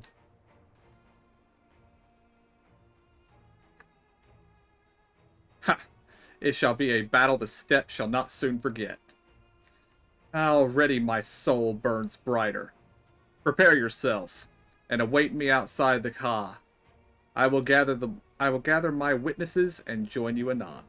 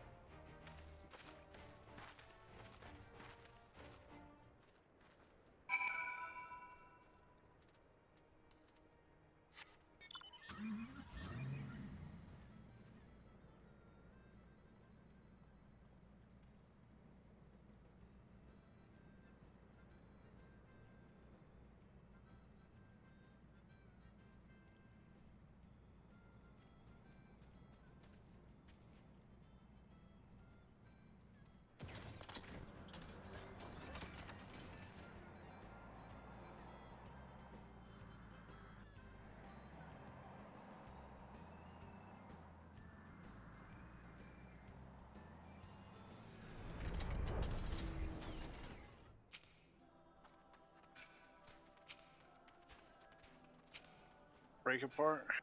AJ, you're still the party lead, so you'll have to do it. Oh.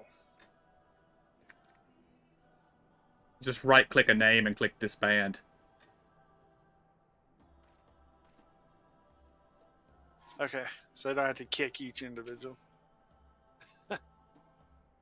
Right.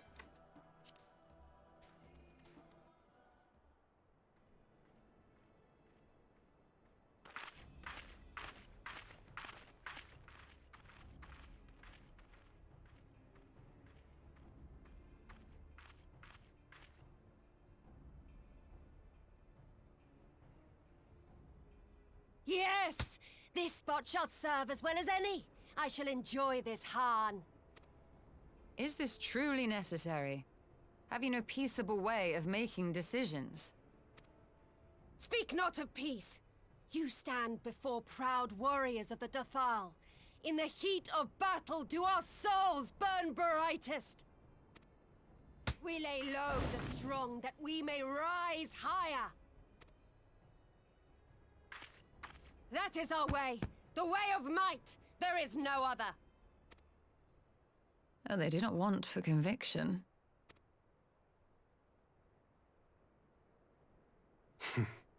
Indeed. It's what makes them such dangerous enemies, and such useful allies.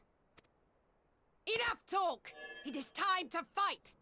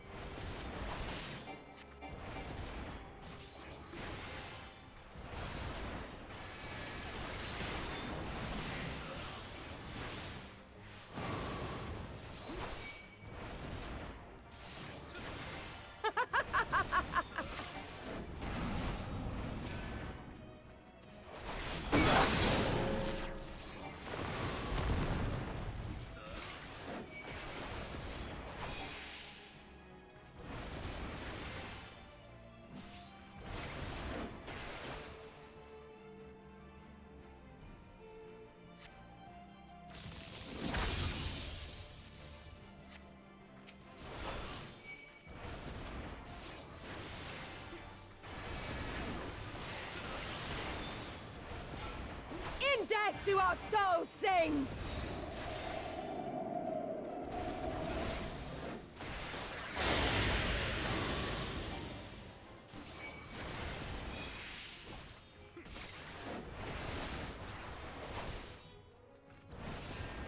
In death do our souls sing!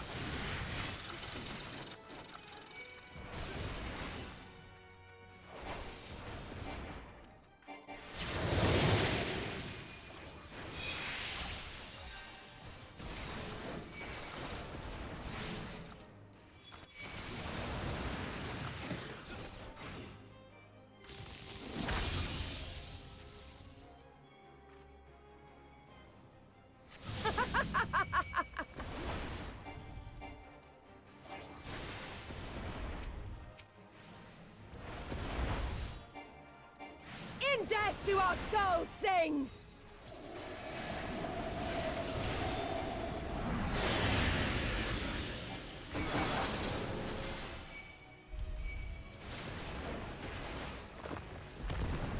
In death do our souls sing! 3 times she gets to get back up. That's just cheap.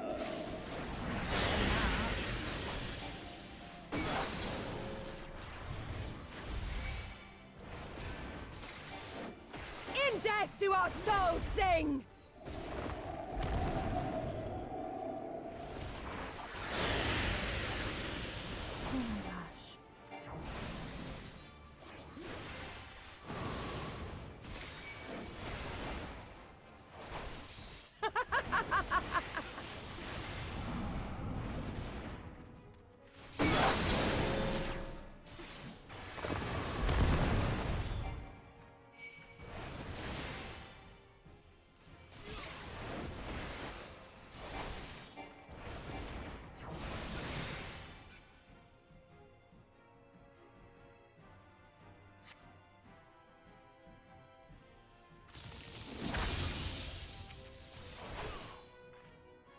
How it burns!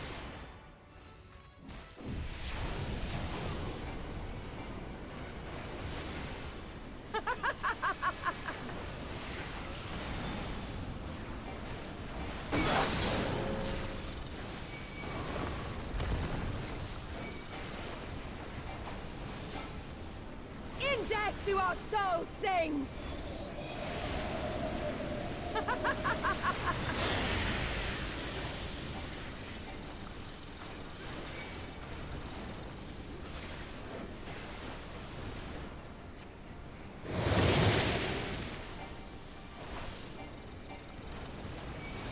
In death do our souls sing!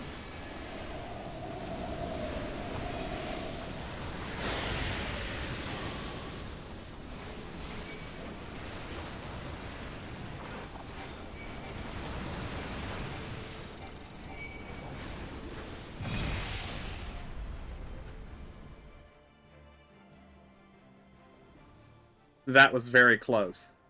Mm-hmm. Yes! Yes! Not since the Nardum has my soul burned so!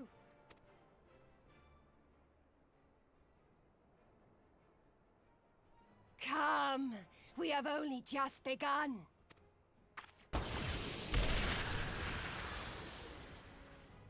Enough! You were not granted leave to set the steppe ablaze. Well, well, the sun has come out to play. Be gone, Moonstruck Oranir! I am busy! Fool of a Dothal! Have you forgotten the face of your master already? The sun will never set! From his seat on high, he reigns over all, now and forever.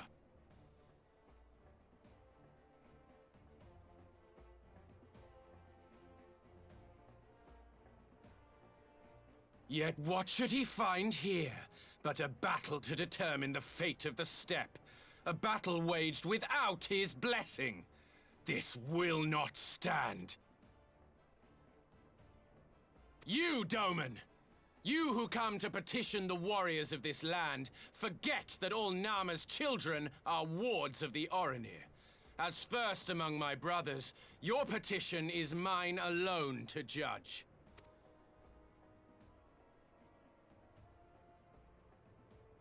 Ugh, these words are as wind from a horse's backside. Plentiful, but your axe sings more sweetly. Let her speak for you.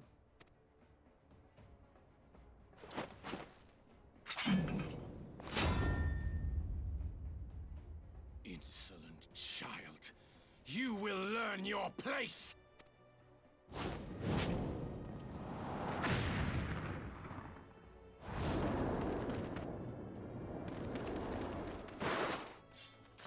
Forgive me, Brother Magni, but we have an arrangement with the Dothal. We will not abide any interruptions. So be it. The sun will pass judgment on all. Daidakul, join me.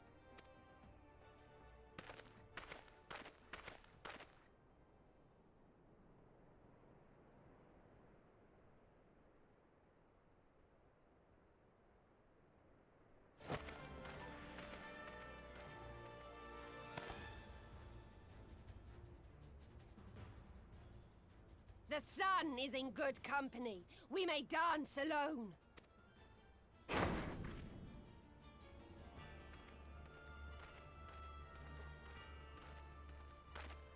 Beg not for mercy, for you will have none.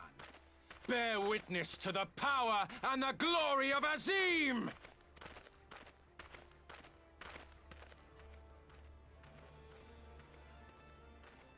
Constantly at each other's throats like rabid dogs. Gods, I'm turning into her. I have not the patience for this.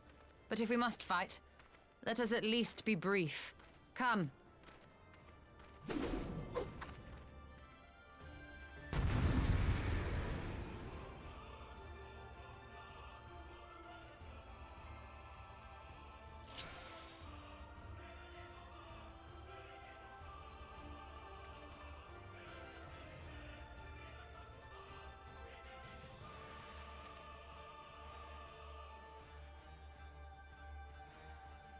Okay, I wasn't expecting this.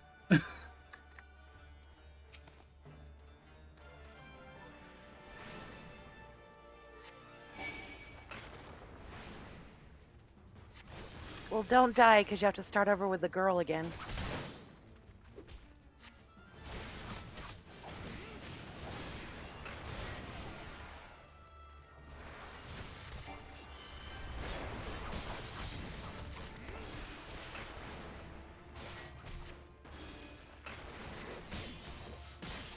Kneel or die!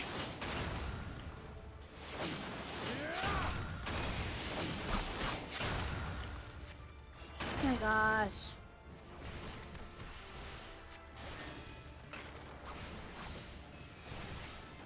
Oh shit! Oh hell!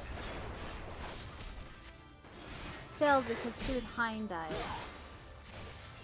Oh, you have to cure him, which is the fourth or the third Number button. 3. Okay. We The don't blue? get the dots. Yeah.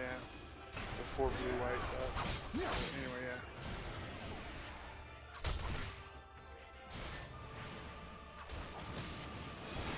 Kneel or die! That's a dot. Okay. Here we go.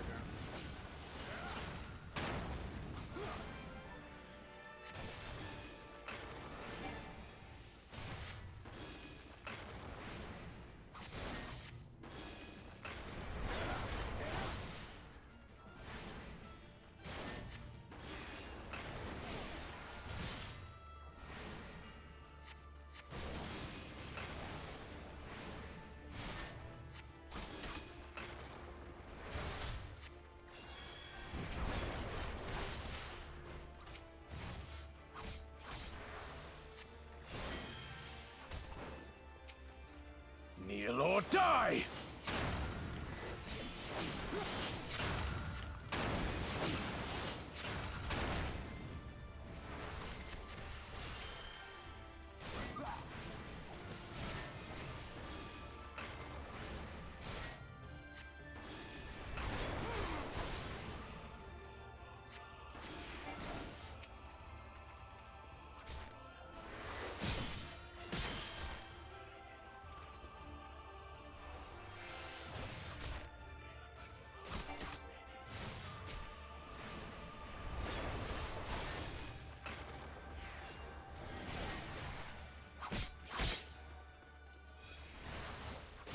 Kneel or die!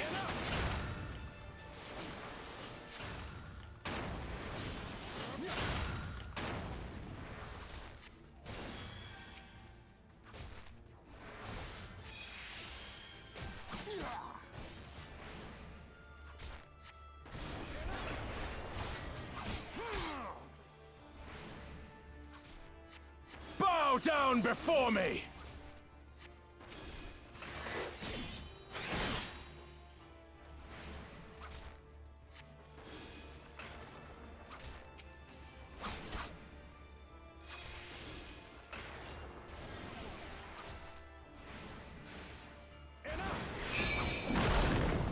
Kneel or die!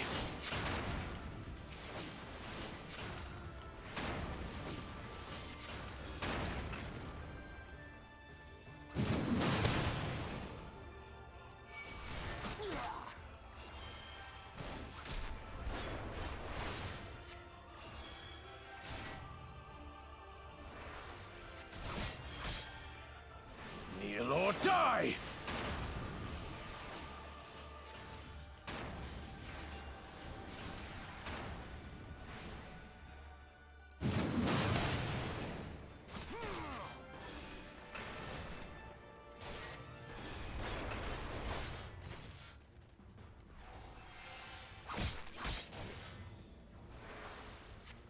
Kneel or die!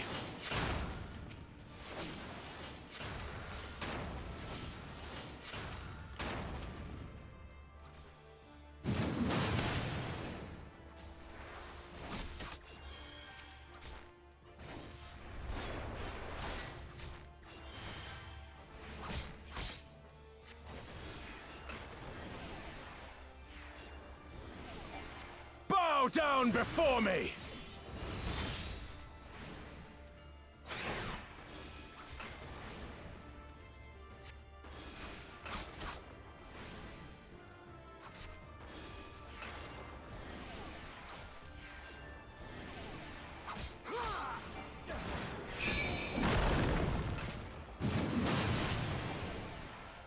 Kneel or die! Bow down before me!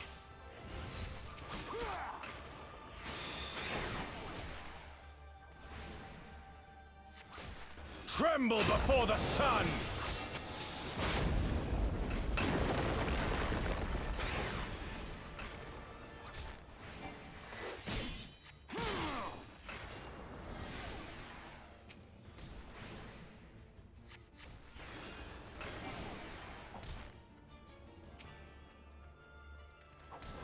Let us be about it!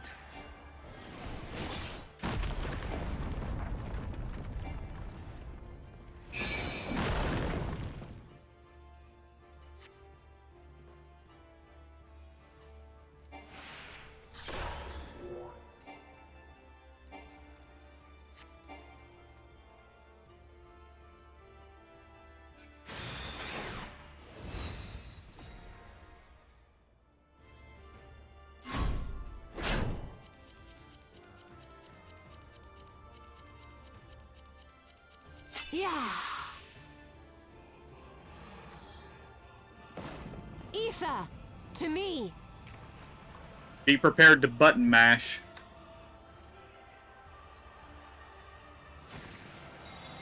Have at you.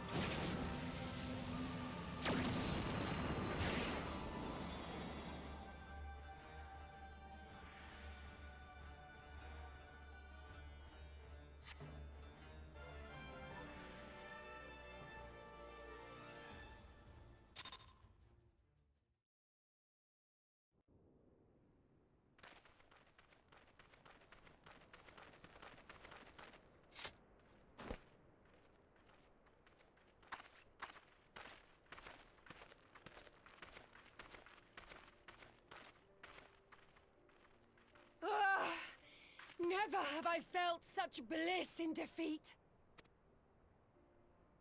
'Twas a battle to burn soul and flesh to ash. We Dothal will lend you our strength as promised. Narma's power is yours to wield.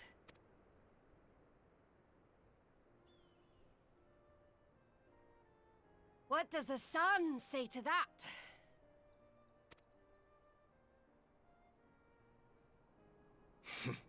The sun is not driven by base motives such as yours. But they have been judged and found worthy.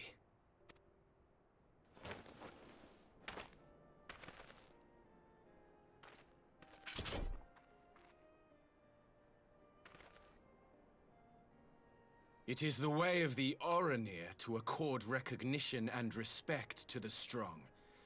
You have made sufficient proof of your strength. The sun shall answer your call. You have our thanks. We are glad to call you allies.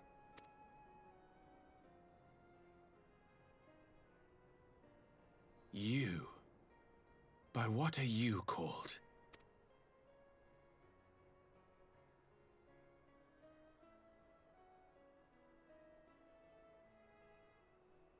Y'shtola, why?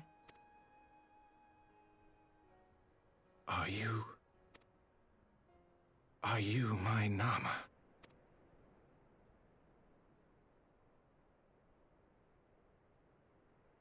I beg your pardon? In battle, you shone with all the majesty of the full moon's light. Your healing touch, the embodiment of the Dusk Mother's love.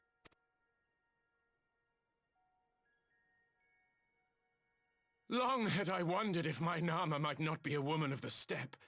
Beholding you, I am all but certain.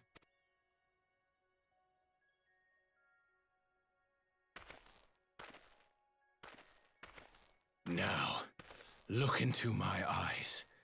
Could it be? Could you be?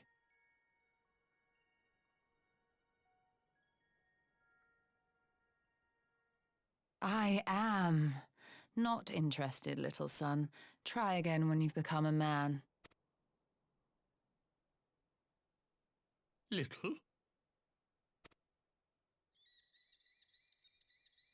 Nice one, Ishtola. Nice one.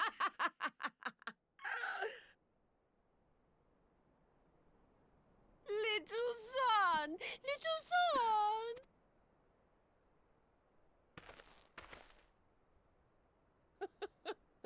Does it pain you, little son? Crave you salve to soothe the ache? Fire to sear the wound in your heart?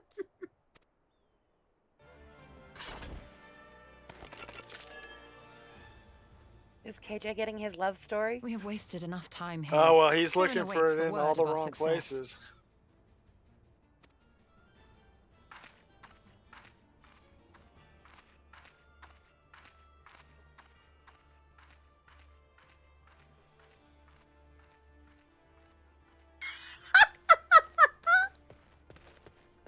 Ow.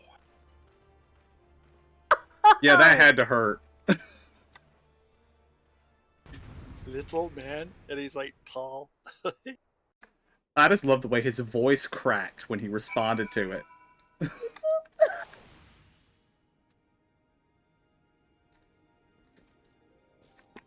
Oh shit. Sadhu. Little son.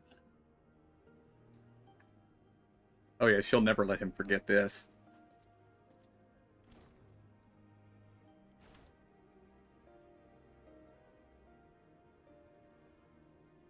She's ruthless. Mm-hmm.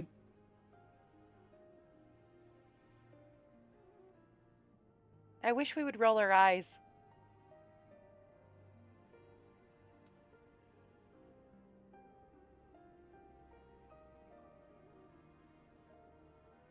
I think the two of them would be perfect. Well, I'm pretty sure, but that's what I was thinking the last time too. She eggs him on too. Uh-huh. Mm-hmm.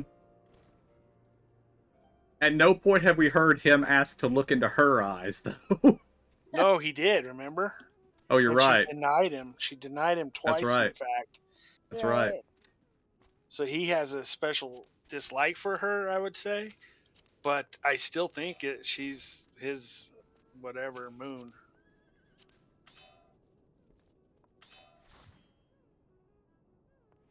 Just because she's And so yeah, mean. the first thing I did when controlling Ishtola was I shot him in the face with stone. And then Hien ran over and attacked the other guy. At which point I stopped attacking Magni and just kept attacking the guy that Hien was fighting until he was dead. Yeah, that's what I ended up doing. So I kept throwing the dot on the big guy, though. Well, I was concerned there would be mechanics. So I wanted to make sure that the guy fighting Hien, who was obviously just the goon, was out of the fight before I dealt with Magni. And glad I did that. I would not have wanted to have to deal with him and the other guy while all the stuff Magni cast was being cast. True. And there was one point when I couldn't cast at all on him, but I ended up hitting the axe standing in the middle. Yeah.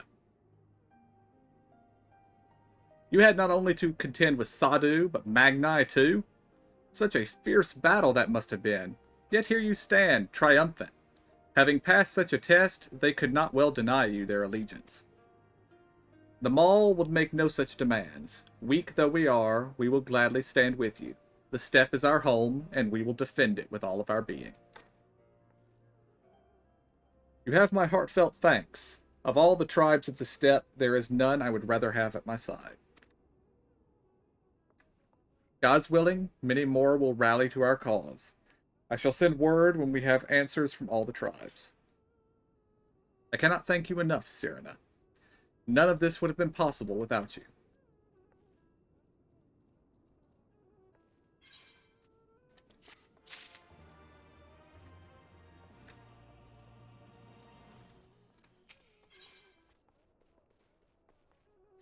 And we get another facial expression out of this. Time out. Did you catch what she said? That she's becoming more like her every day or something, like before she actually started fighting? Yes, I'm pretty sure she's talking about Matoya, but I'm not certain on that. Matoya, okay. I wasn't sure either, or at all. We have the requisite consent. 'Tis time to put Nama's power to use. If the Aether flows as planned, all that remains is to have the Ironworks engineers do their work in the ruins. Come, let us return to the House of the Crooked Coin.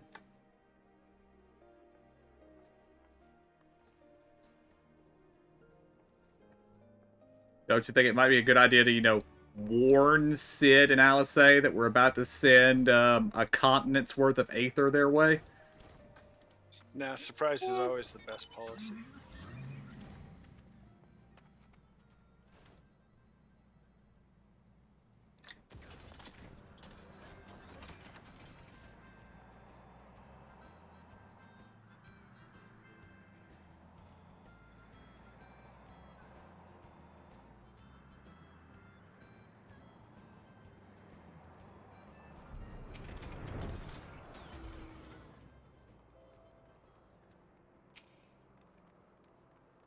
I shall begin at once. You may wish to step back.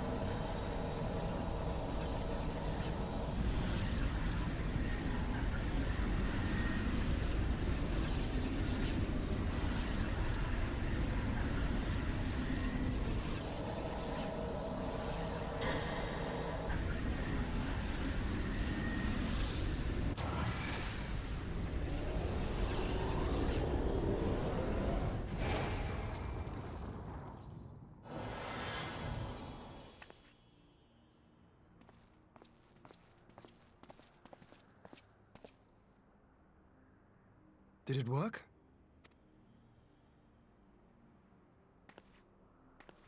It did. Ether may flow freely to the burn once more.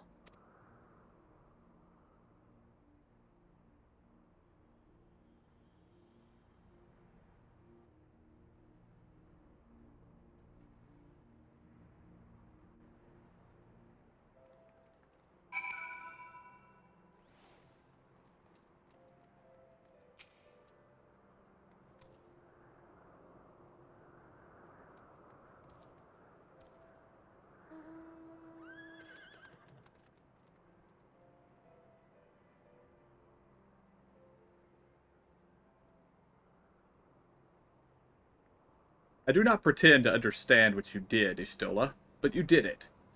Thanks to you, and the Warrior of Light, of course, we have taken a momentous step towards securing our defenses. Now, as much as I believe a rest is in order, we should probably make haste back to the Enclave. Agreed. The others may already have returned from their missions, and I would know how things stand. As would I. Without further ado, then.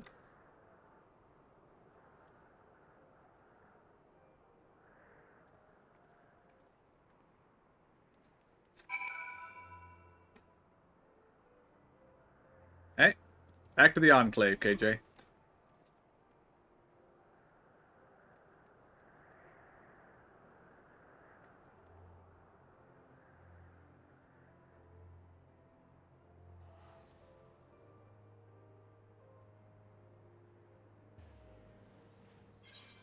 Scrolling.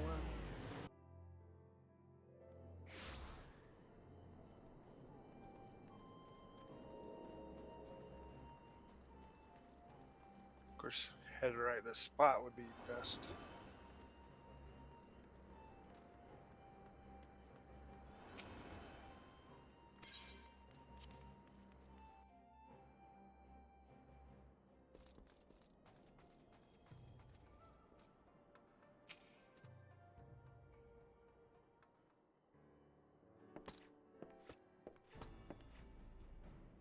Judging by your triumphant expressions, I take it all went well in the Azim Steppe?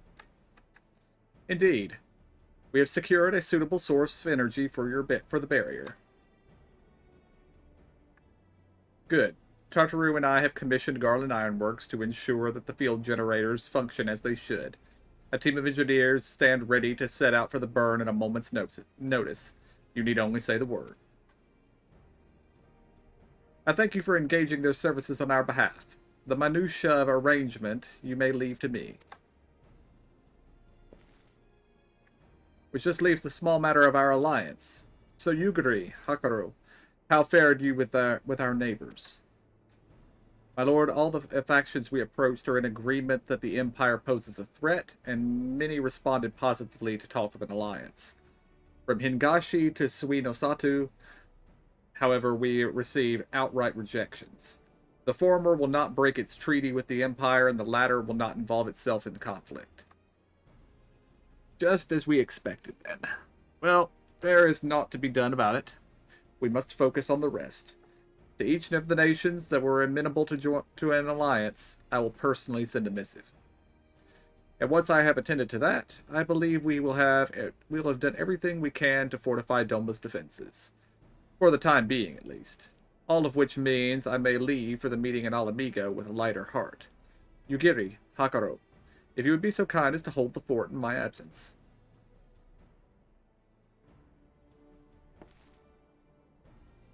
My friends, we could not have achieved so much in so little time without your help. For that, I give you my heartfelt thanks. Till the meeting, then. I took the liberty of asking Thancred to attend as well. He should have arrived in the Alamigan quarter by now. Then let us not keep him waiting, shall we?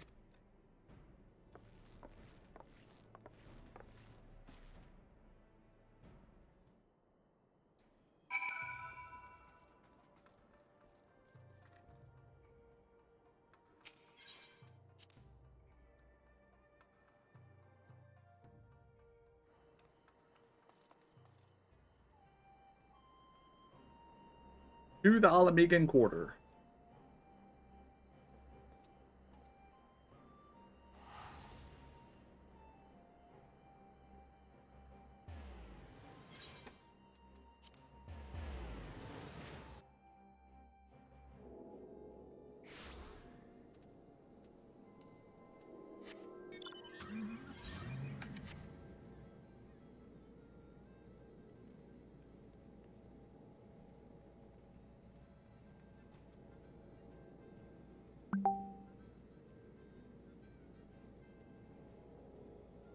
Oh, you hit the third seat before I could, Turkey.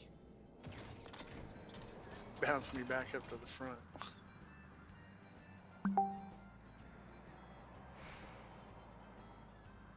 Sneaker. I actually hit the first seat and it bounced me back.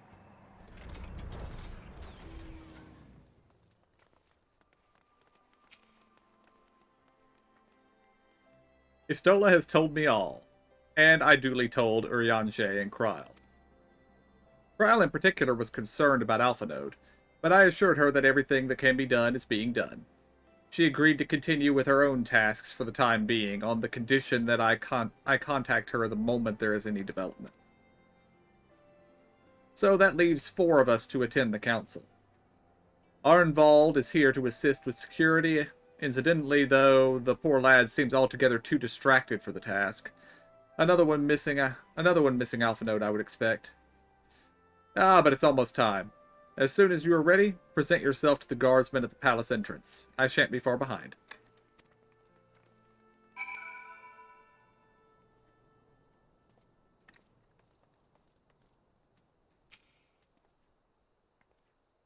The Scions of the Seventh Dawn. Welcome to Alamigo. The Alliance leaders have already arrived. May I show you to the meeting chamber?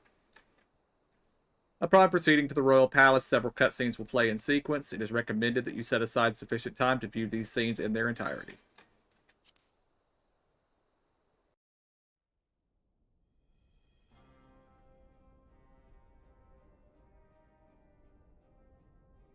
Mistress Lys, Commander Aldin, it gives me great pleasure to formally welcome the city-state of Alamigo to the Eorzean Alliance.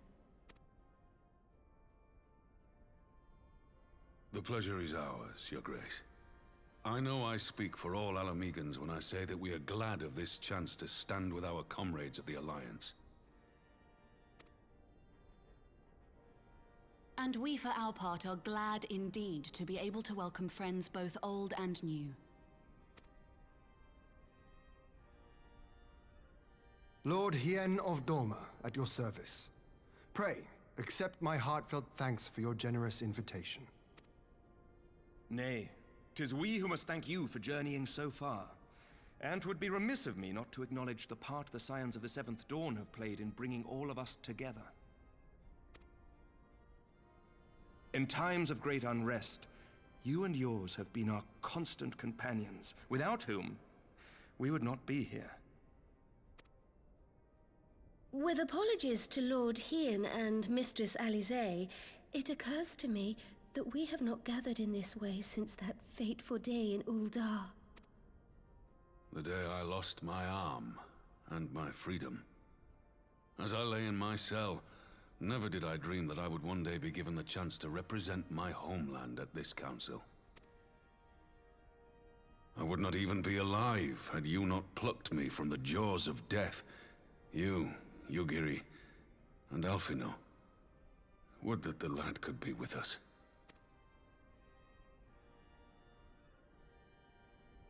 I too owe my presence here to Alphino, in so many ways.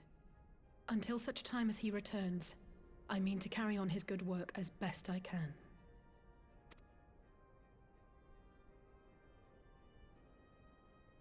Come, friends. Let us leave the past in the past and turn our eyes to the future. My Lord Hien, pray, tell us how things stand in the East.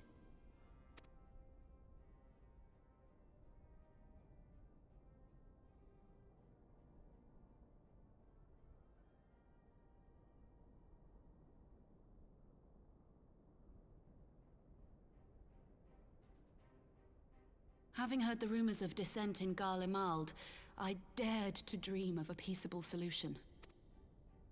The Empire will not so easily change its ways. If the Garleans have a mind to take back Doma and Alamigo, we'll be hard-pressed to stop them, even with the might of 6 nations. But while we lack the strength to fight the tide, a course may yet present itself, if we read the winds aright. The winds suggest but one course to me. One which leads from the sea unto the river and thence to the source of all our woes. The Ascians. Indeed. All here have felt their blighted touch.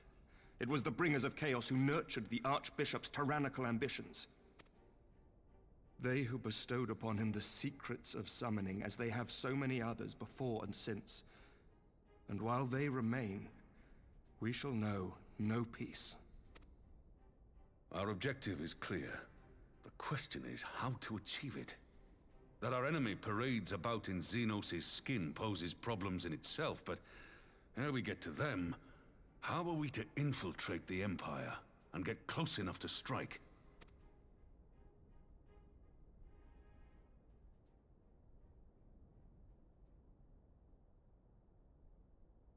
While I see the wisdom in targeting the Ascians, an assassination attempt on Garlean soil would do little to aid our cause, even were it to succeed.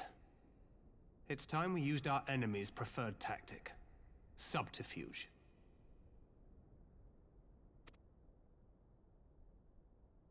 You have an idea? Speak your mind, Master Thancred. None here know the enemy better than the Scions, and you mayhap best of all. Whatever it is you propose, we will give it fair hearing. On that you have my word. Very well, Admiral. My proposal is thus. We dispatch the shinobi to Imperial territory. There, they sow the rumor that the Crown Prince perished in the battle for Alamigo, and that the man parading around is in fact a corpse inhabited by a servant of darkness.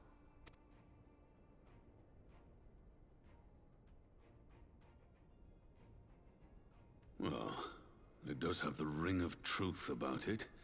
And were the Garleans to learn that their future ruler is a puppet, the Empire would be shaken to the core. But at the risk of sounding stupid, would they actually believe such an unlikely story? I didn't.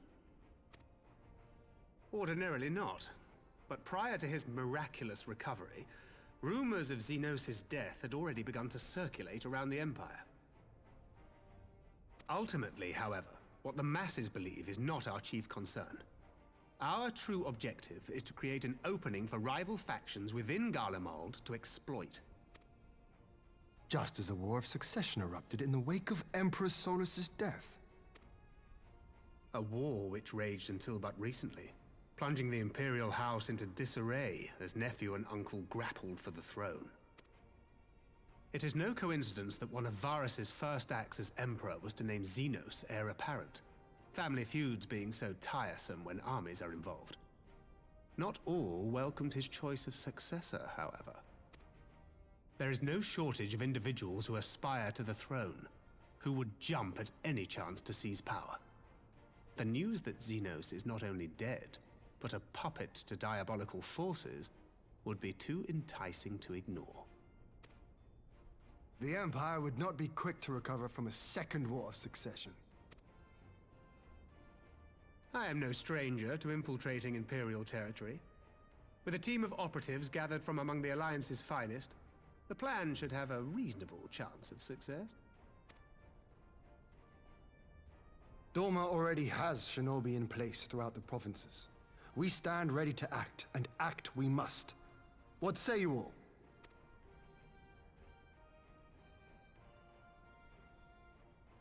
I'm for Master Thancred's proposal. We shine a light upon the Ascian and test the Empire's unity. 'Twas his plot that scuttled Doma's negotiations, was it not? Why then, if we can eliminate him, there may yet be a chance for peace. Let us wage this war of subterfuge, that we may one day lay down our arms. Gods know we never will while the Ascians remain.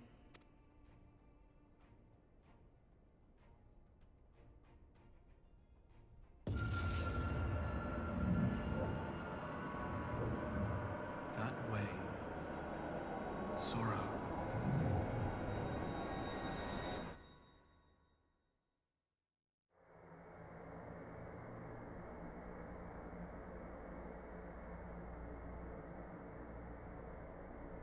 History must be changed.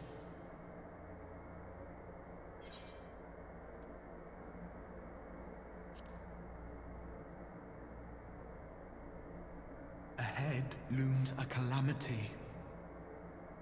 Ahead looms light, expunging all form and life. Twin dooms only you can forestall. Only you. What's the matter?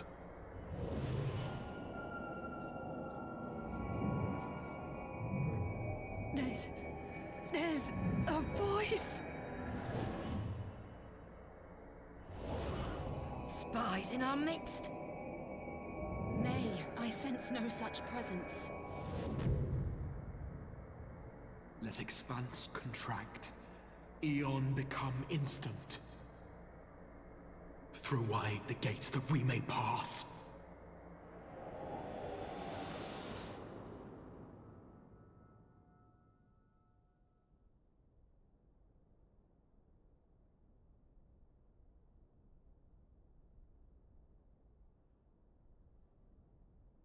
Is it over? Master Thancred!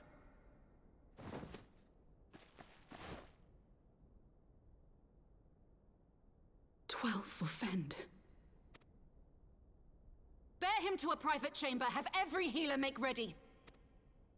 Swiftly!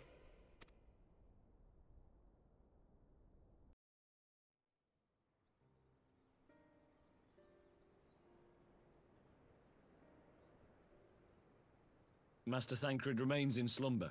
Though his vital signs appear stable, he's unresponsive. What could have done this? And why just him and not the others? I'm afraid we could not identify the cause, my lady. Our examinations revealed no wounds, nor the presence of any poisonous substances. Gods, that only makes it worse. You're to let us know the moment there's any change, all right?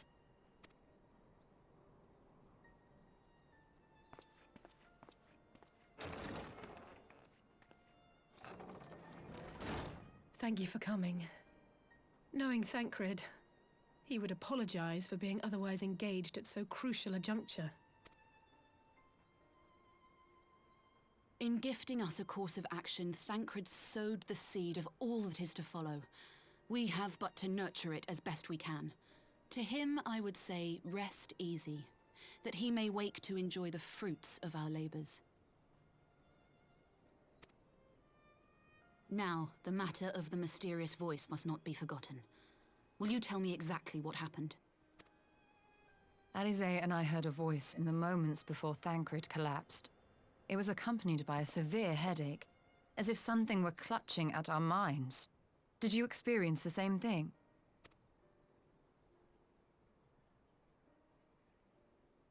So, in between the voice and the pain, you felt as if you were somewhere else entirely.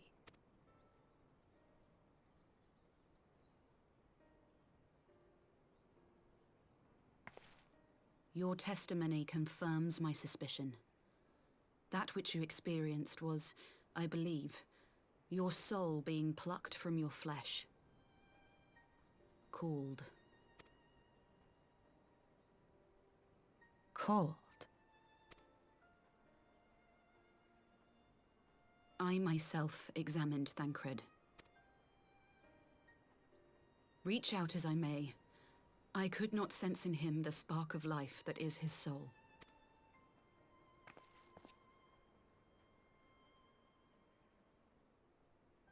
That Thancred alone was stricken so is likely due to his heightened sensitivity to the effects of ether, a consequence of his prior possession by the Ascian Lahabrea. The owner of the voice, whoever it may be, reached out to you, called your souls, and in so doing, caused you and yours such pain. But if that's true, where exactly are we being called to? I know not. Yet one thing is plain. Whoever waits for you on the other side is possessed of a power unlike any I have ever known.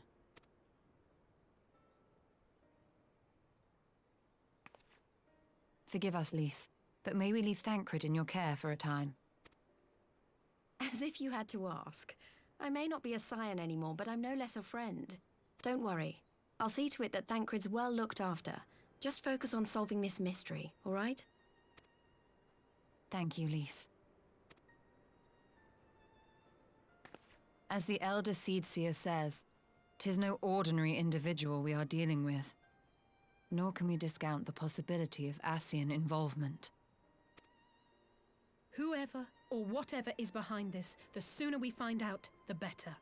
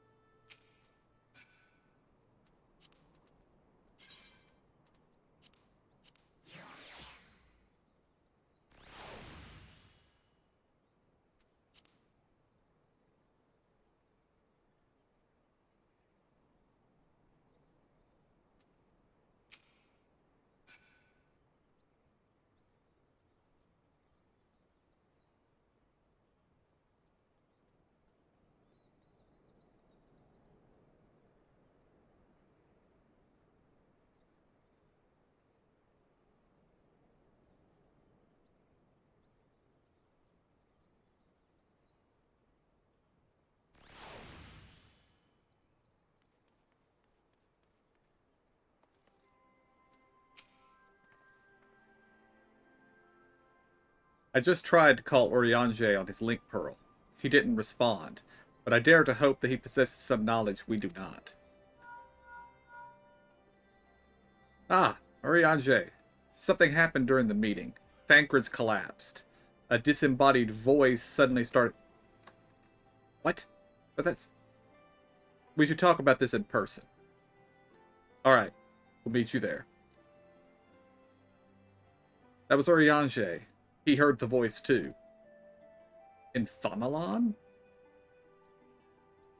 As we alone were affected at the meeting, I had my suspicions.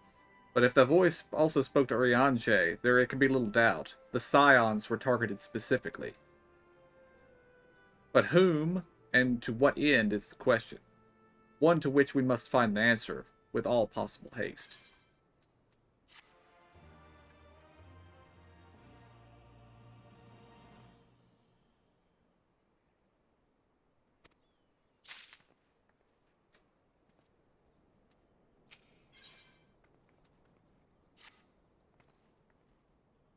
Urianger agreed to meet us at the Rising Stones. If any or the others heard the voice, we'll find out soon enough. Good luck. I should get back to the meeting with the Elder Seedseer. But if there's anything I can do, anything at all, you must let me know, alright? Promise me.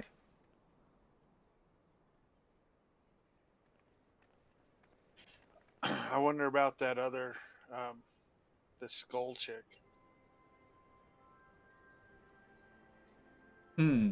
But she's not a Scion. Right. And the only members of the Scions that have the Echo are us and Alvinard, I believe. Right. Let's be on our way.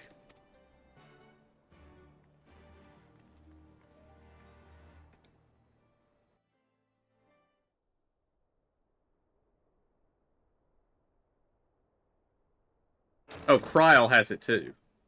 Now that I think about it. Yeah.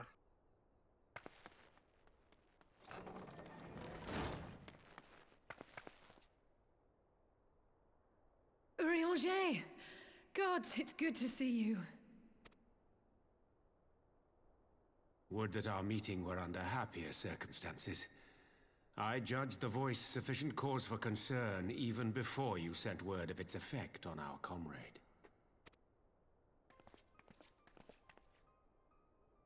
You heard it too, then? Aye. And all but certainly at the selfsame instant.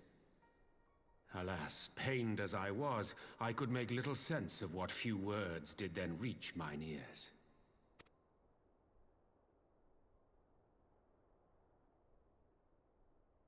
Who do you think is responsible? Could this be the Ascians doing? That I cannot say. Not when so little is known.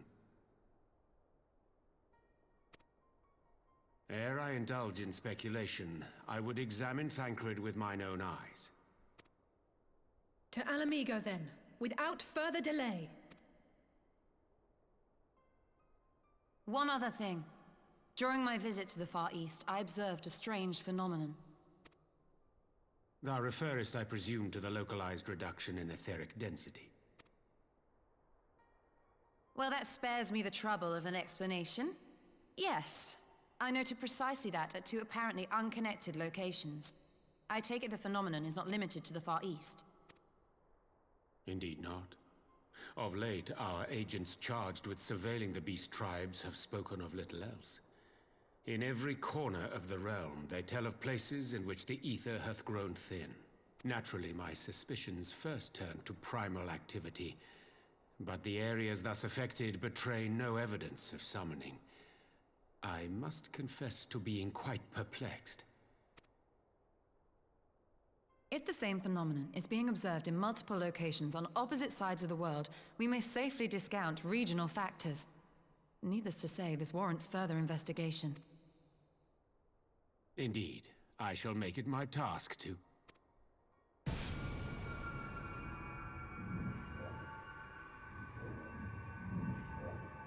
The voice. It calleth to me once more.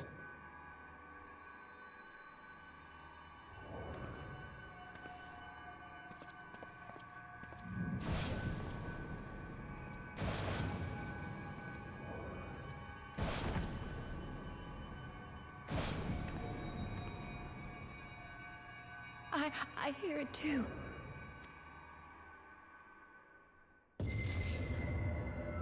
Only you. Only you. No! Ishtola! Urianger! Throw wide the gates.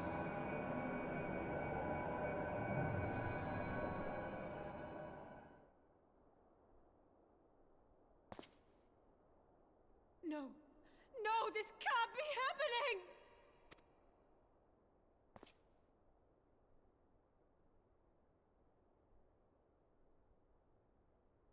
Y'shtola!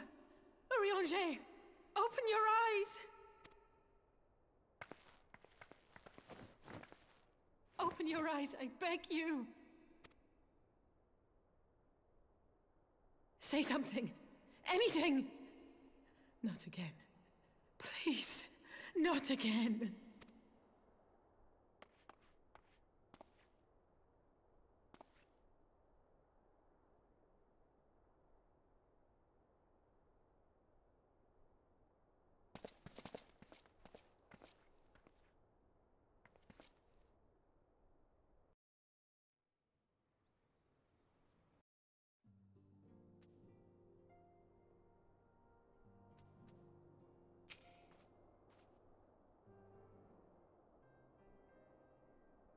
Forgive me.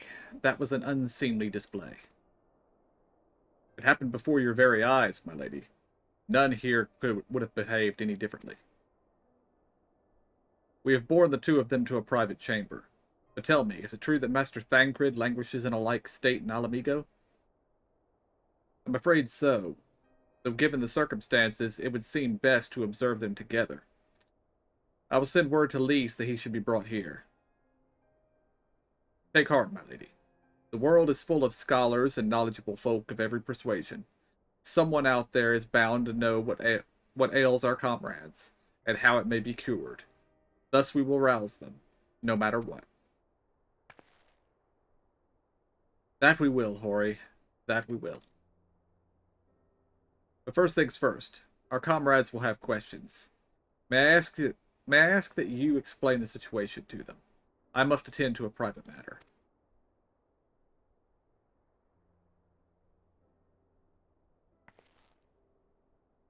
Oh, I promised I'd visit someone in Limsa Lominsa. He's been waiting at Maelstrom Command for a while now. You know, you should come along too. I think he'd be glad to see you.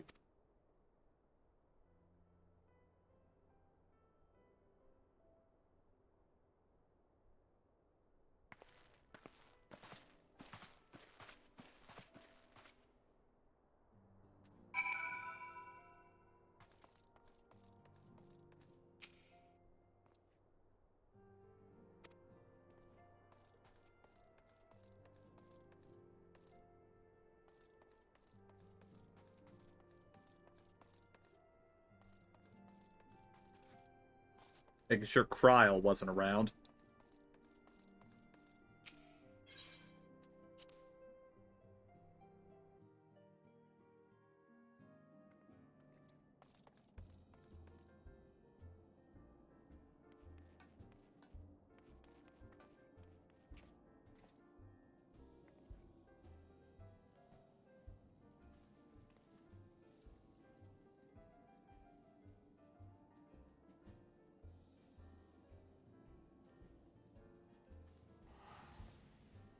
Well, that's 3 Archons down.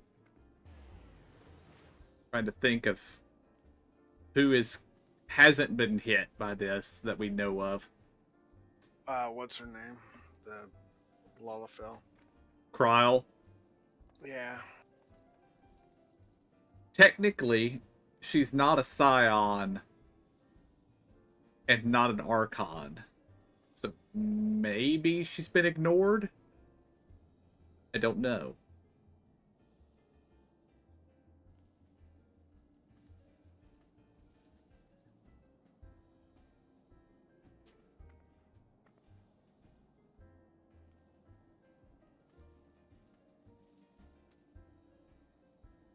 I'm wondering what damn gates are they talking about?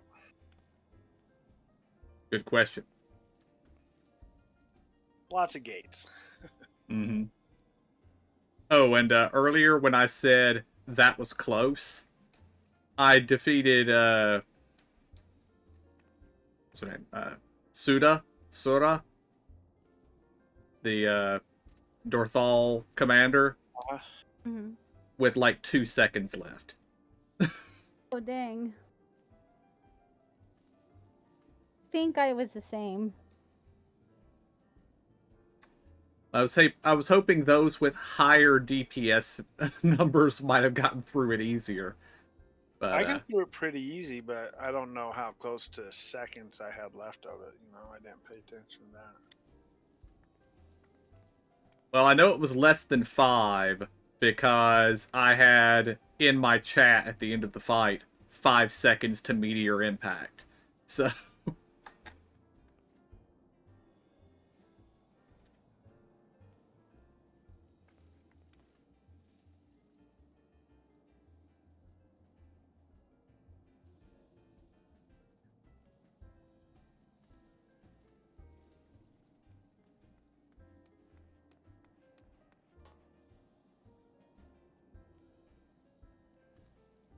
but I would also like to know who the voice is. I have no theories whatsoever. Right. Well, I had a thought hit me. Maybe it's that chick's or grandpa telling us to open the gate to let them back or something. I don't know. And the whole ethereal, ether, whatever, is all drying up all over the place. That's another thing too. Yeah. Welcome back. Thanks. Hey, to Limsa, KJ.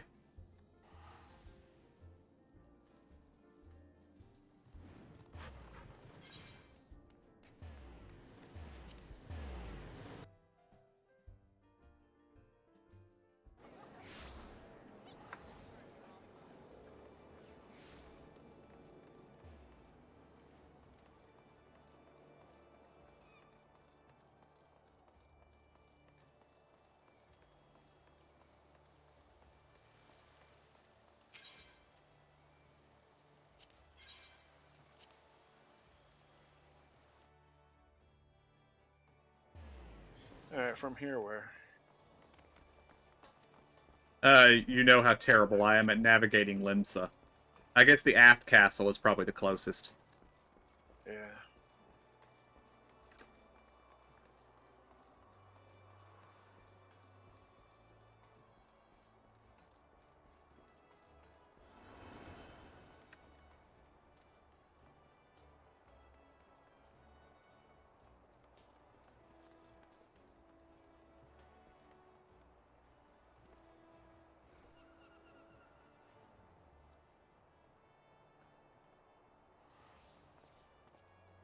I immediately started running for the lifts because I expected it to be the Admiral's office, not Maelstrom Command.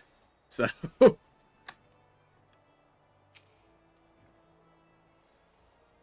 As you've probably guessed, it's Gabu we've come to see. The private here will bring him out to us.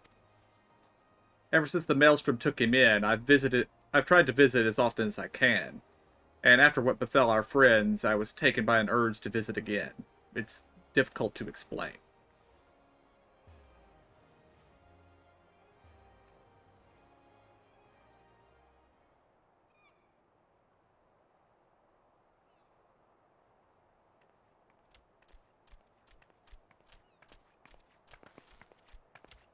Here he is, my lady.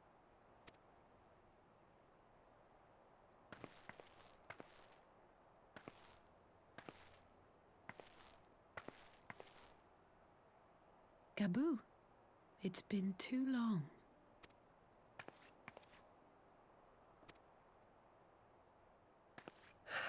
I'm afraid there's been no change.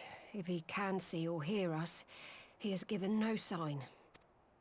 I see. You're still fighting. I'm proud of you.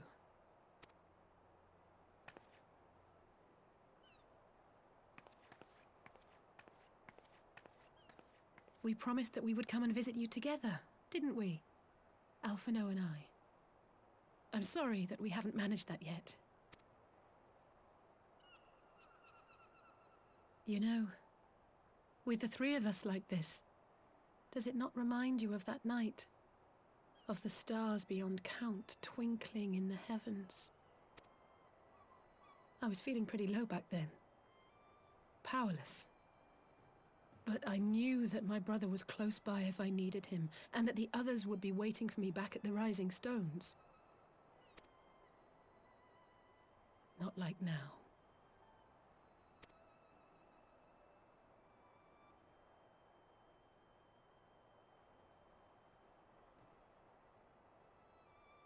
I've seen my share of trouble since coming to Eorzea. Been reminded again and again of my limitations, of how little I can change about this world. And I've come to know the sorrow of parting all too well.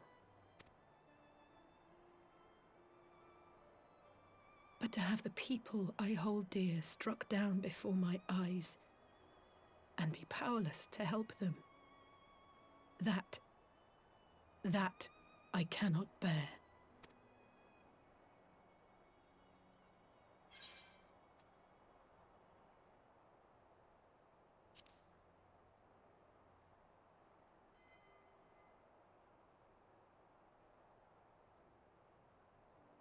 No, I don't. You're right. It's pure arrogance to imagine I can solve everything by myself. You'd think I'd have learned that by now. Thank you. I don't know what I'd do without you.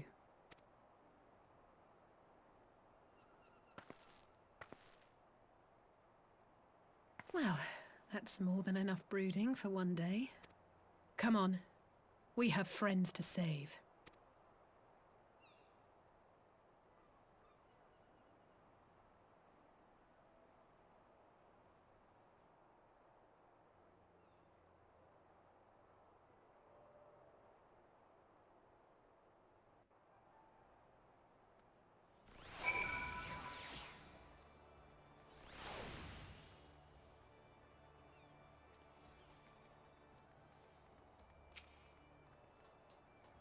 Let's return to the Rising Stones and take it from there. Thanks again for agreeing to come. It meant a lot to me.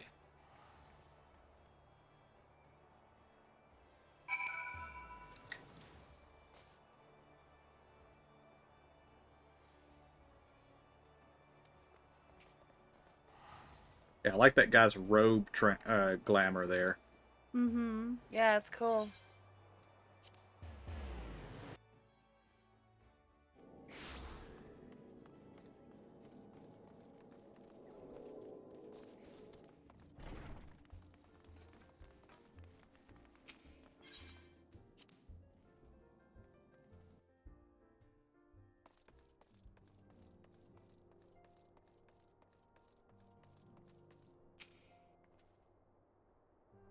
I did some thinking on the way back, and I think Hori is right.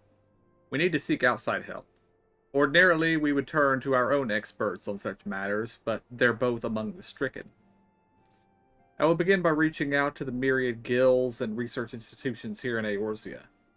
Additionally, Grandfather and Minfilia had a wealth of connections between them, and I mean to explore those avenues as well. We'll find a way to save everyone, mark my words. Much and more has happened in recent days, some of it for the good, some of not so. But all around me, people continue their fight. From the shinobi who search for Alphino to the Alliance members who make ready to move against the Empire, they march on in face of great adversity, bearing heavy burdens. Everyone is playing their part, and so must I. You have your own part to play, I know, and it's bigger than most, so I won't keep you. Just promise that you'll visit from time to time, and I promise I'll have good tidings to share when you do.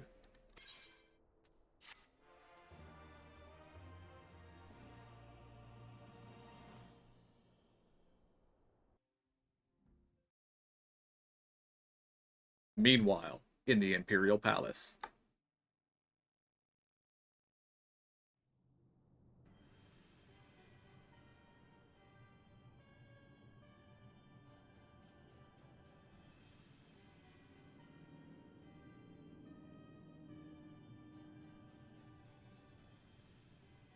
The Populares no longer present an obstacle. Now is the time to bring the Empire's might to bear. A word from your Radiance is all it takes. But one word, and the Imperial army will fall upon Alamigo as a pack of bloodthirsty wolves and tear that feeble nation apart.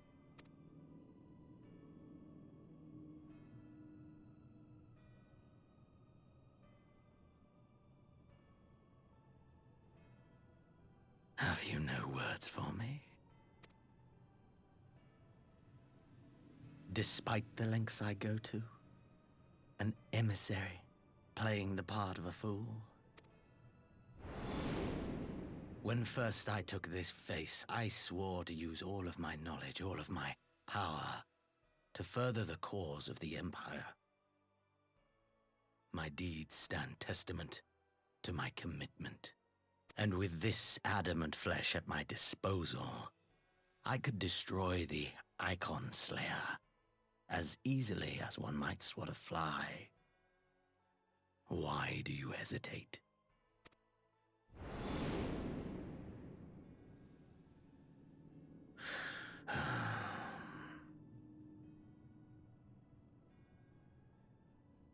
Our enemy is resourceful. Though victory is certain now, it will not remain so indefinitely. Deliberate if you must, but be quick about it. We'll speak again when you have unburdened yourself of doubt. Until then, I take my leave, Father.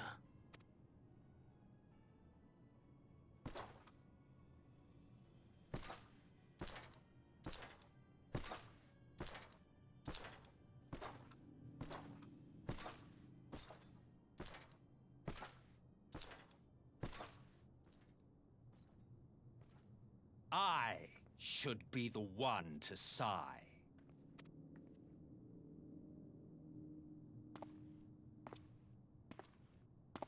I played my part to perfection. I had earned my rest, and then, thanks to La Habrea's crowning act of idiocy, our favorite emissary sees fit to summon me back. Elidibus was ever a warrior. A most tiresome trait, would you not agree?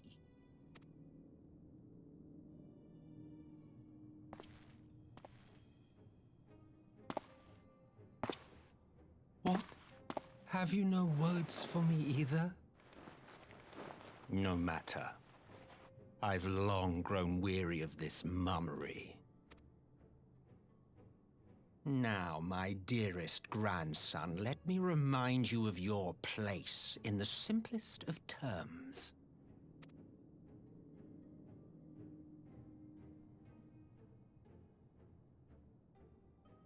You do not make judgments, you administer them. Swiftly and to the letter. Naught else is your concern. Elidibus may be an insufferable bore, but he is no fool. His choices as emissary seldom err.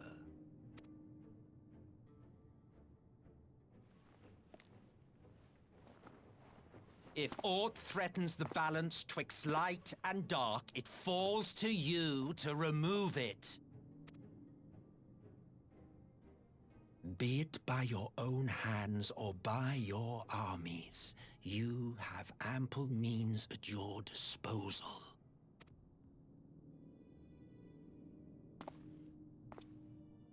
That is why this empire exists, why I built it.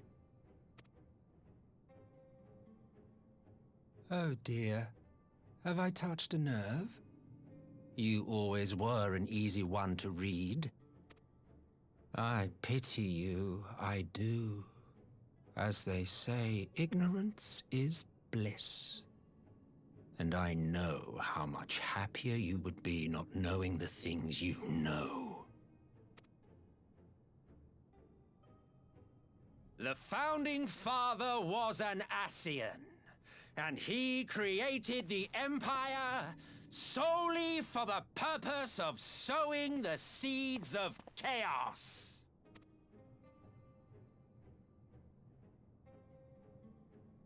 Don't take it personally. I merely do my duty. To bring about a calamity requires no small amount of power, and there is no surer way to obtain such power than by collecting powerful pawns. To that end, I have labored long and hard, and I must say I am quite pleased with my handiwork, paltry though it seems in comparison to Alag.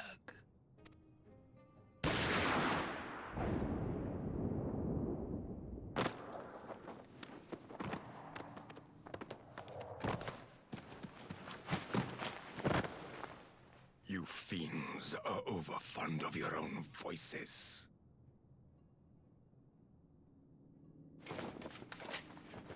Mark me, Ascian. Man is the master of his own destiny.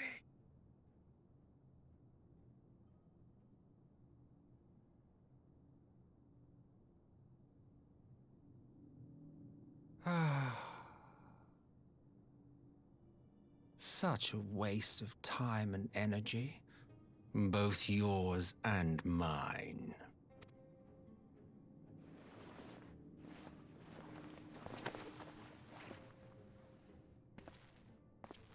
Lest you forget, you are Emperor now.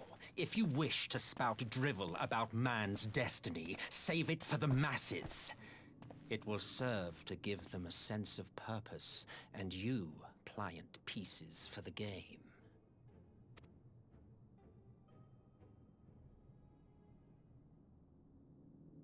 Oh, do stop sulking, boy. You, of all people, should understand. Ours is a struggle to restore both mankind and the world to their rightful state. Viewed thus, our goals are one and the same.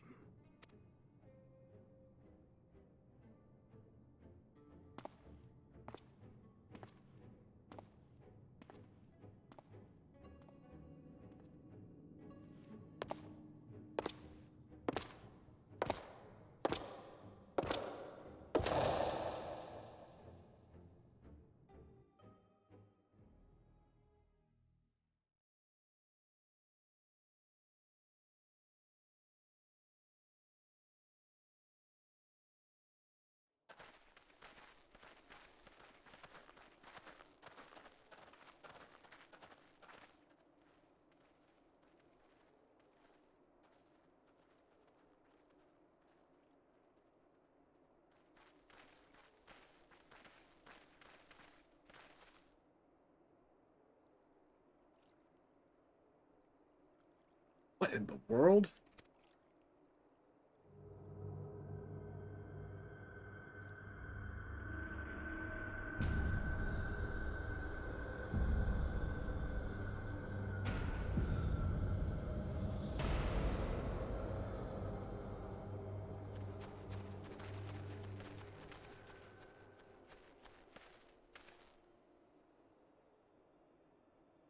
Dead.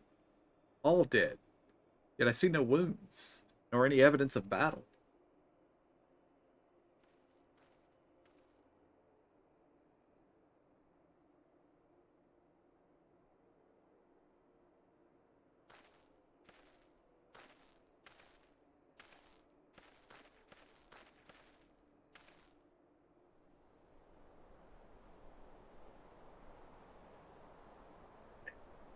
They finally used it.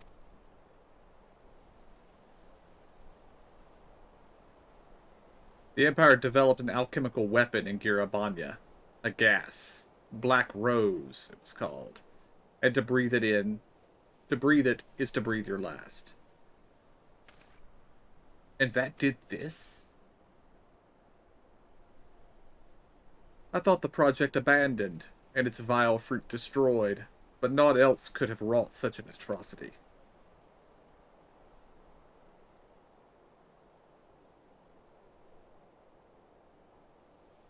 Fools. What do they hope to gain with this butchery? Can they not see that a rule won through terror will not endure? How many more provinces must they lose?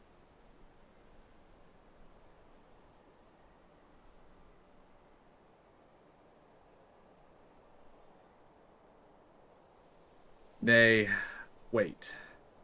This is not the work of men, but monsters. The Ascians. It cannot be a coincidence that their trail led us here. Their objective was never to rule, but to sow strife and discord.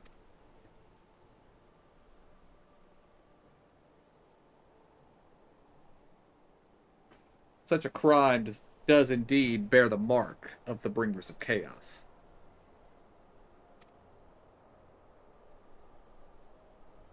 Black Rose cannot be allowed to kill again.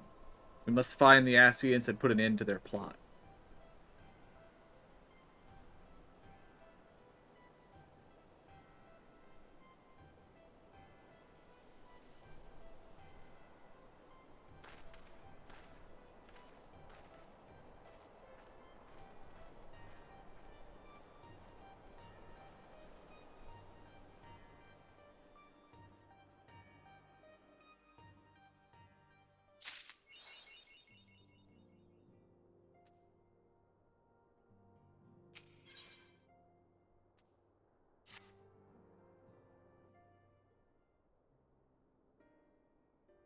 I'm glad you've come, though I'm afraid there's little in the way of good news. After you left, we reached out to both the Alchemists Guild and Stillglade Fane and attempted all manner of treatments. But the results were always the same. Whatever the answer is, it's not alchemy or conjury. Why did it have to be Y'shtola and Urianger and not me? Out of all of us, they are the ones who could feasibly have solved this puzzle. And Elfino's still missing. God, it's all going wrong.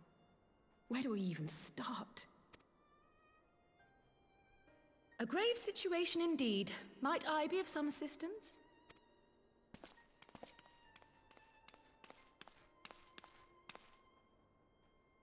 Kryle, I thought you busy delving into the mysteries of Eureka. When word reached me of the plight of our friends, I could not well stay away. As a fellow scion, not to mention your erstwhile mentor, this is one of those times you should feel free to call on me, regardless of my personal circumstances. Yes, I should have thought of that. Thank you for coming, Kryle. We would welcome your insight. And I should be happy to provide it. Now, what's this I hear about Alphino heading into Imperial territory? That boy always did have some funny ideas. Do you remember the speech he gave when he was accepted to the Studium?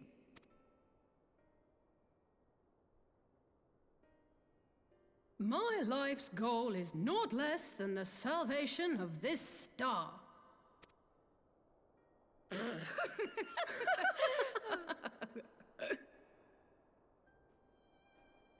That particular grand pronouncement has been a source of great embarrassment to him, as you know.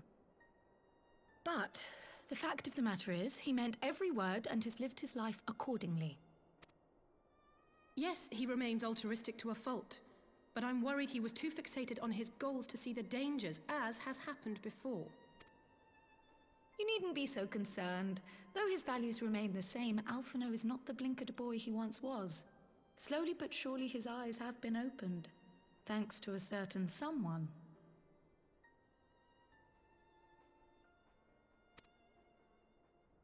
A certain someone whom he'd be mortified to learn had heard about his little speech. Mum's the word, eh?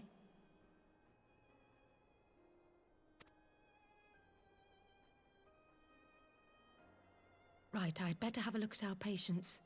They're in the infirmary, I assume. I'll need absolute quiet, so it would be best if I did this alone. If you'll excuse me.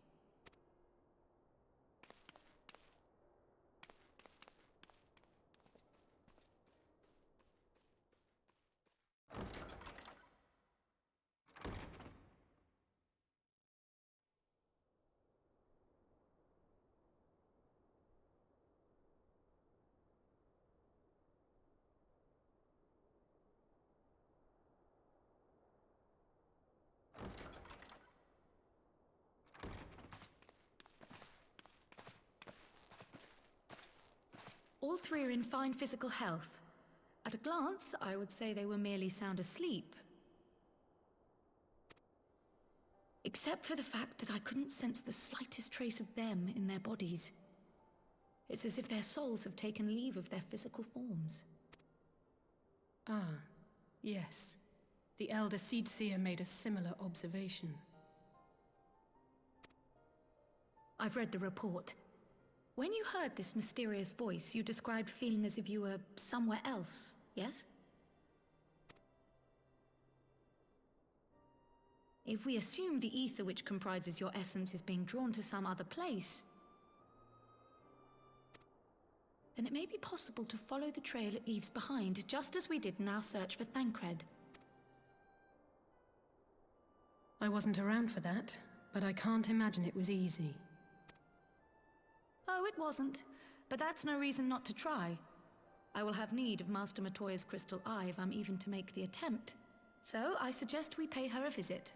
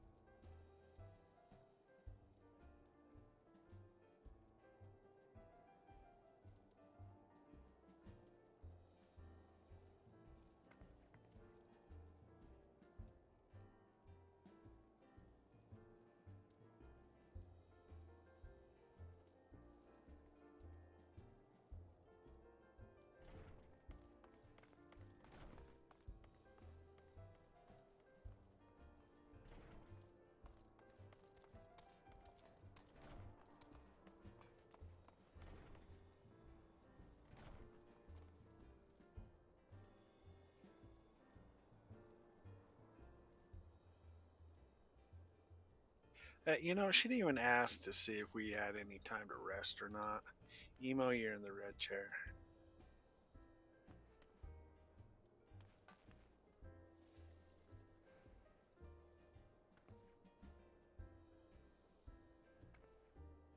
Where is that place at?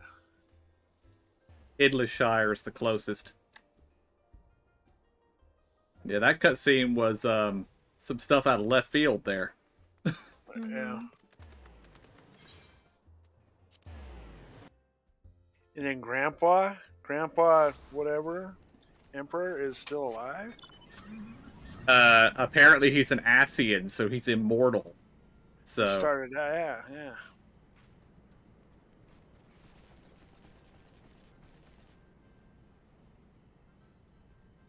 I would imagine that he died and returned to wherever Asians go, just to cause more chaos, to cause the War of Succession in the Empire. Yeah. And now old Elidibus has called him back for some reason.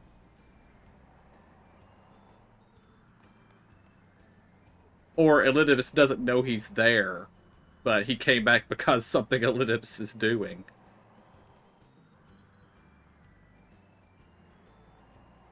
He's a little bit.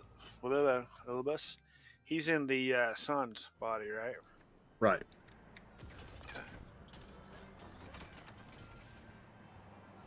I did like that the Emperor shot him. Yeah, that was hilarious. Yeah.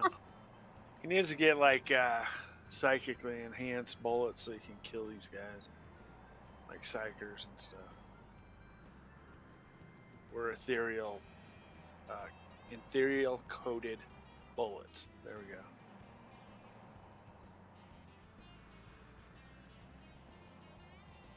It would take one of those shiny white rocks. Ooh, yeah. To trap the soul of it in. Mm-hmm.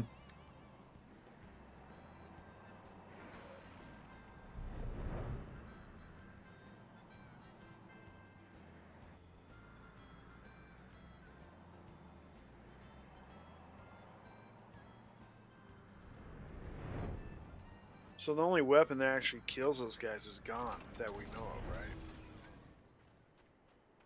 Well, technically, we still have the weapon that could kill them, but we need the white rock to encase them before we can kill them. I'd heard Master Matoya was something of a recluse, but this seems extreme. Still, I'll happily overlook her eccentricities if she agrees to help us. She doesn't know, does she? Well, I wonder what Matoya's going to say when she actually meets Louisoix's granddaughter. As opposed to Alpha Node, who she identified as Louisoix's granddaughter the first time. To disturb my peace again, All have right. you? I hide myself away in a cave, and still you people insist on pestering me with your problems.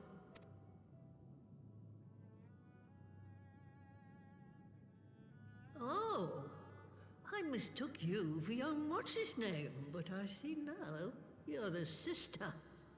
Weren't you supposed to be the lively one? I've seen happier faces at a rain-sodden burial. Well, I'm sorry to dash your expectations, but the situation isn't exactly conducive to gaiety. Ha! That's more like it. Stoller used to spit and hiss like a wildcat too. Better for a young thing like you to be filled with fire and leave the doom and gloom to your elders. Now, what exactly does this tragic situation of yours have to do with me? If I may, Master Matoya, we have need of your crystal eye once more.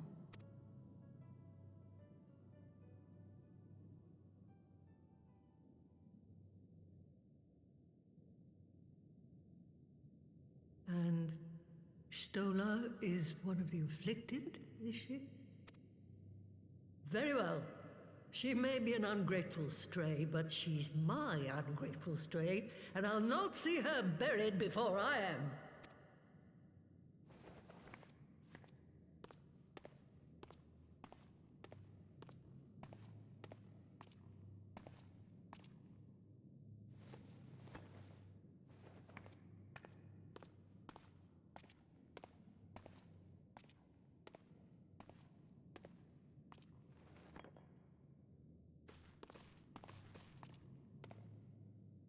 Right. Let us see what we can see.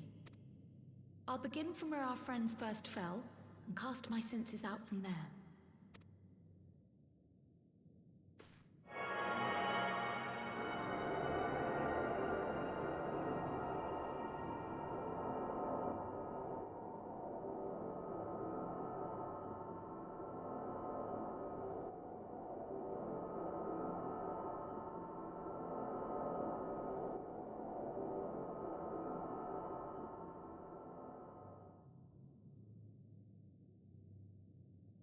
What is it? Did you find them? This doesn't make sense. How is it even possible? How is what possible? Kryl, what did you see? The threads, they just ended. And no, I didn't lose track of them. I followed them as far as they went. It's as if they were cut off. Could their ether have dissipated if it had? Oh gods! Their bodies are just husks. It's like the Broodmother's daughter all over again. No, this is different. The Kalyana girl was already dead, body and soul, when Lakshmi effected her resurrection. Aye, let's not jump to conclusions. If their physical forms yet breathe, and show no signs of wasting, then it follows that their souls must still be intact somewhere. But where? That's the question, isn't it, girl? Death has not taken them to the ethereal sea, yet there are no tracks left for us to follow.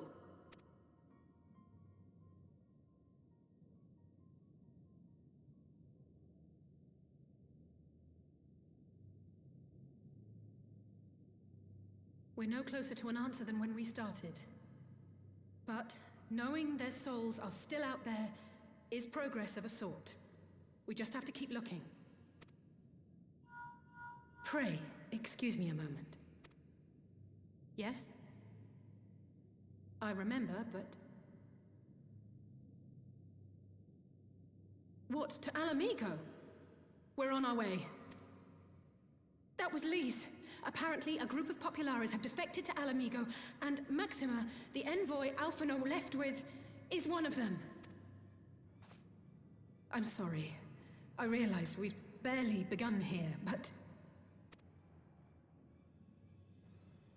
Go, child, go! You've made up your mind, and life's too short for dithering. I'll do some digging in the meantime and see if there isn't some other method we could use to continue the search. Let's be off then.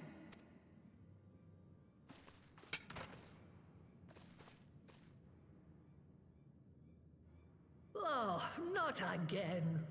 The enchantment barely seems to take these days. I chalk it up to old age, but I rather doubt it's that simple.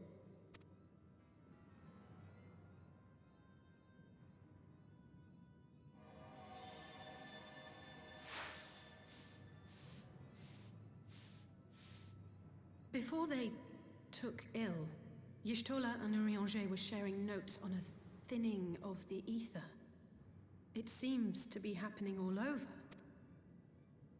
Does it now? And here I was, all set to blame my woes on that creaking mountain of refuse clogging up the Thaliak. I fear something has gone awry. Still, there's naught to be gained from starting in shadows. You can only do what can be done, and that but one thing at a time.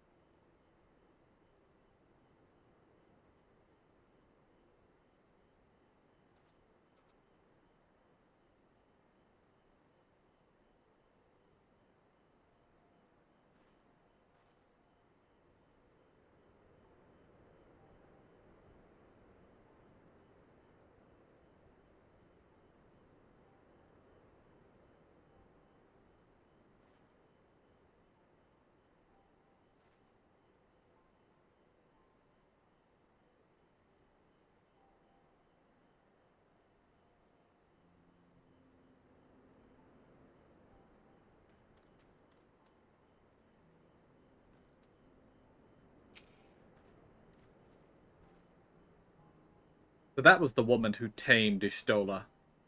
I had the distinct feeling of being grabbed by the scruff of my neck and having the nonsense shaken out of me.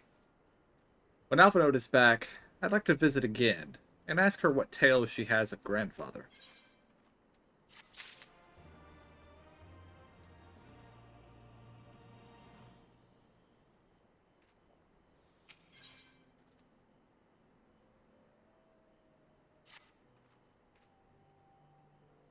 I almost can't bear to hear what Maxima has to tell us. But it can't be bad news, can it? Lise would have said, unless... there's no point in speculating. Lise said she'd notified the guards of our coming, so we can head straight to the palace gate in the Alamegan quarter. I'll be praying for good news. Learn what you can about Alphinaud's plight, and leave the search for our friends' lost souls to me.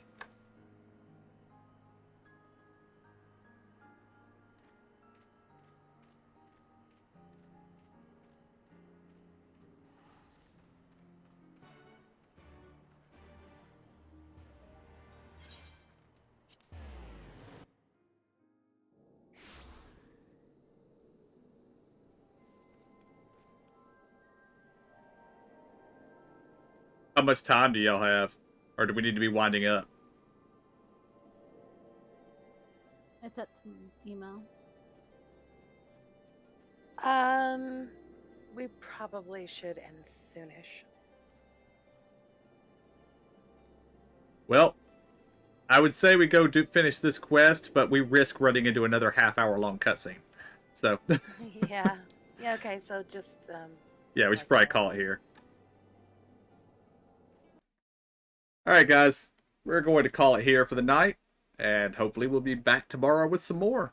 So, until then, I want to thank y'all for joining me. Hope y'all enjoyed it. I'll see y'all next time, and have a good night.